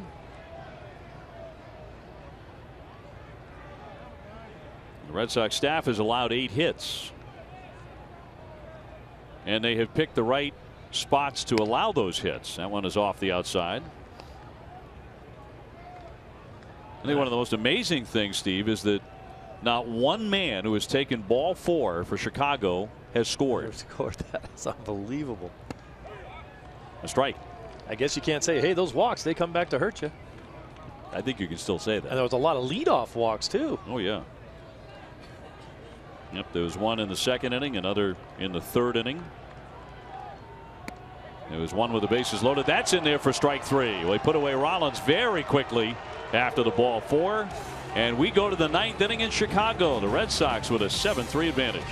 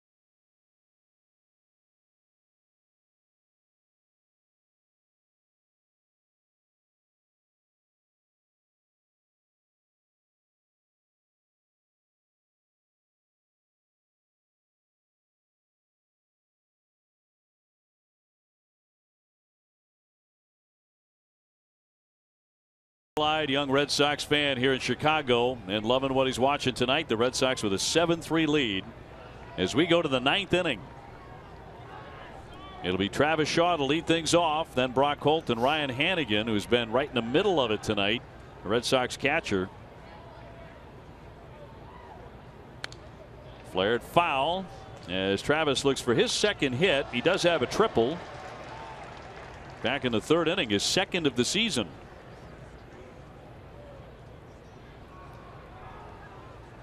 Sox with a 4-run lead in the 9th.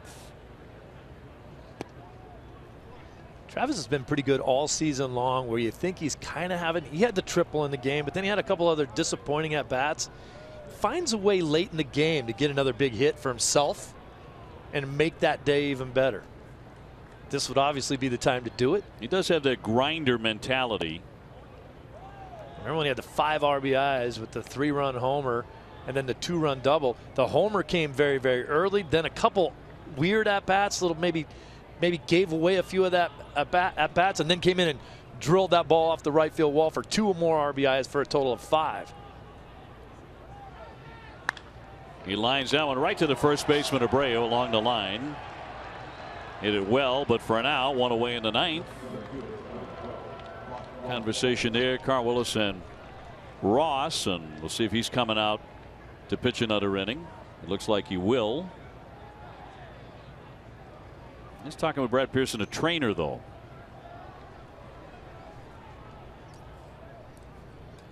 So you wonder if something might be up. Brock Holt getting in. He has singled twice. He's also driven in a run with a sacrifice, hitting .284.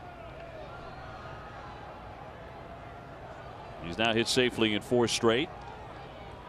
It's interesting with Brock. He began his career against the American League Central, the White Sox division, 0 for 17. Since then, he's hitting like .370 against that division. He doesn't want to go. Followed that one all the way back into the mid for a ball.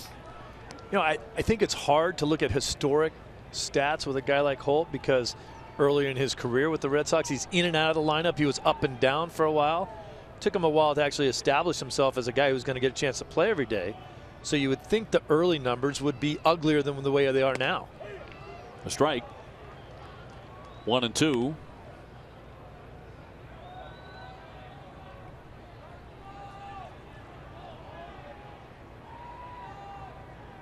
Red Sox just seem to look like a different team when he's in the lineup. He lunged at that one right back to Putnam. The underhand flip gets him. 2 up, 2 down. Well, TC's a big proponent of that. He knows the numbers. I don't exactly know them, but when he's in the lineup, they win. If he's not, they don't always win. Their record is tremendous if he's playing. That is exactly why TC is an Emmy nominee. And why, if you want to know those numbers, you have to hang around and watch the post-game show. Yes. TC and Jim Rice will be bringing it to you, and he will say those numbers again. It's worth it for far more than that, believe me. As Hanigan gets in, he's doubled in a run, walked, grounded out to short, and hit into a double play. He's also thrown out a runner trying to steal and did a tremendous job blocking someone off home plate. That was Lowry trying to score as part of a double play that ended the inning after Chicago had loaded up the bases. Sharply hit, but Rollins right there. And that'll do it. The Red Sox go 1-2-3 in the 9th inning. We go to the bottom of the 9th. Red Sox trying to wrap this one up.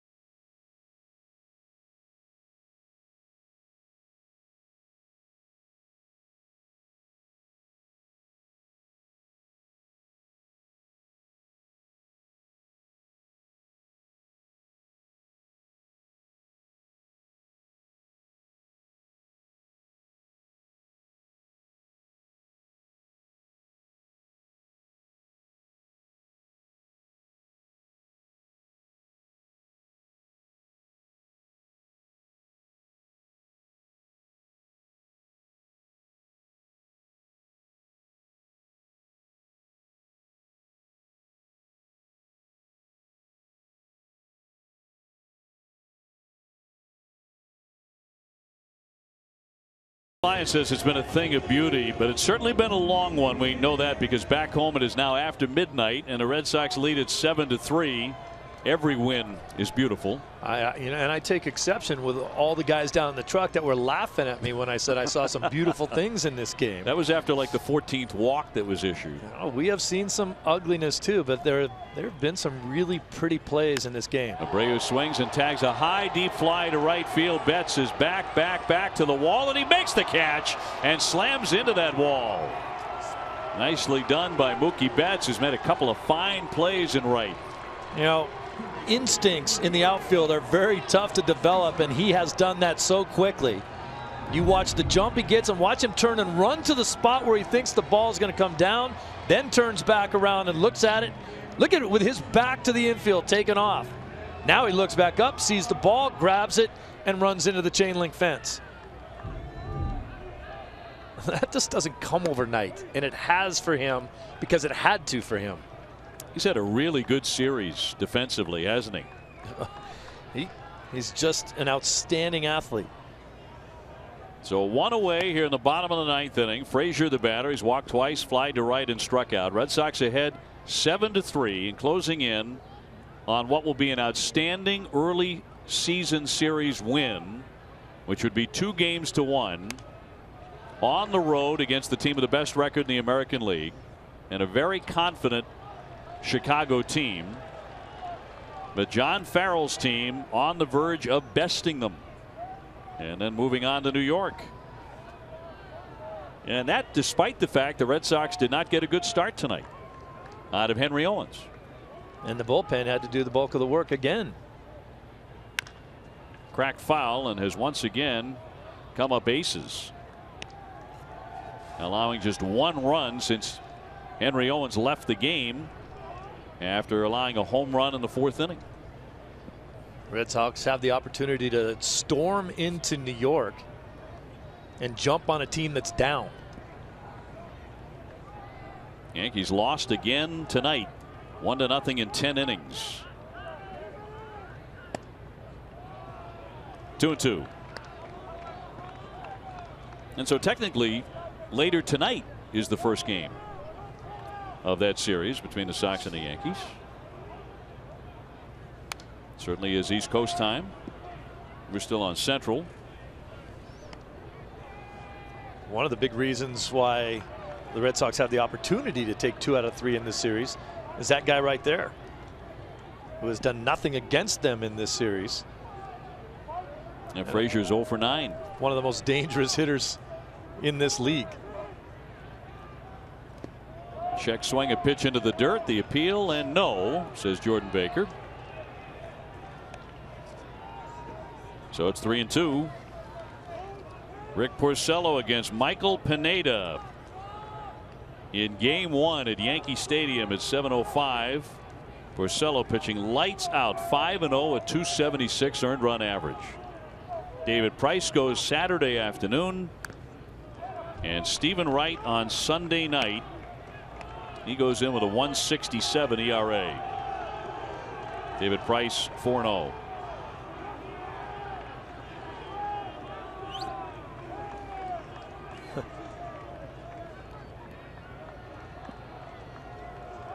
I don't know how bad the Cincinnati Reds were last year. Frazier had 35 homers for him. 3-2 swung on and missed. Down he goes on strikes yet again. That is for the 5th time in the series. 35 homers last year and yet only 89 RBIs. Wow, there was nobody ever on base. Chases that high fastball. We've seen Ross use that to his advantage in this outing. He's running it up there too. He is. He's hit 94, 95 with regularity. Becoming another valuable guy in a strong bullpen is Melky Cabrera. He has 2 hits. He's gone 2 for 4. Red Sox ahead 7-3. 2 down in the bottom of the 9th.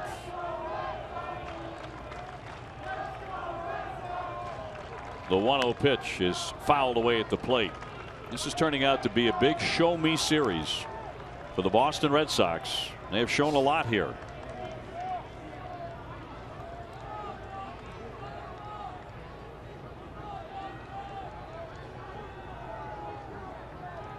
Robbie looking to end it on this cool night on the south side. Here comes the 1-1. Loop foul out of play, so they're down to their last strike. Red Sox hitting 3 home runs tonight. Dustin Pedroia in the first inning, Hanley Ramirez in the third inning, Jackie Bradley in the sixth inning. 1-2 the count, and here it comes from Ross. Ground ball to Pedroia, and that should do it. Up and over to first, and the Red Sox win the series. They win tonight 7-3, and they take the series 2-1. And for the first time this year, the Boston Red Sox are 6 games over 500. That's a season high, and TC heading to New York in first place.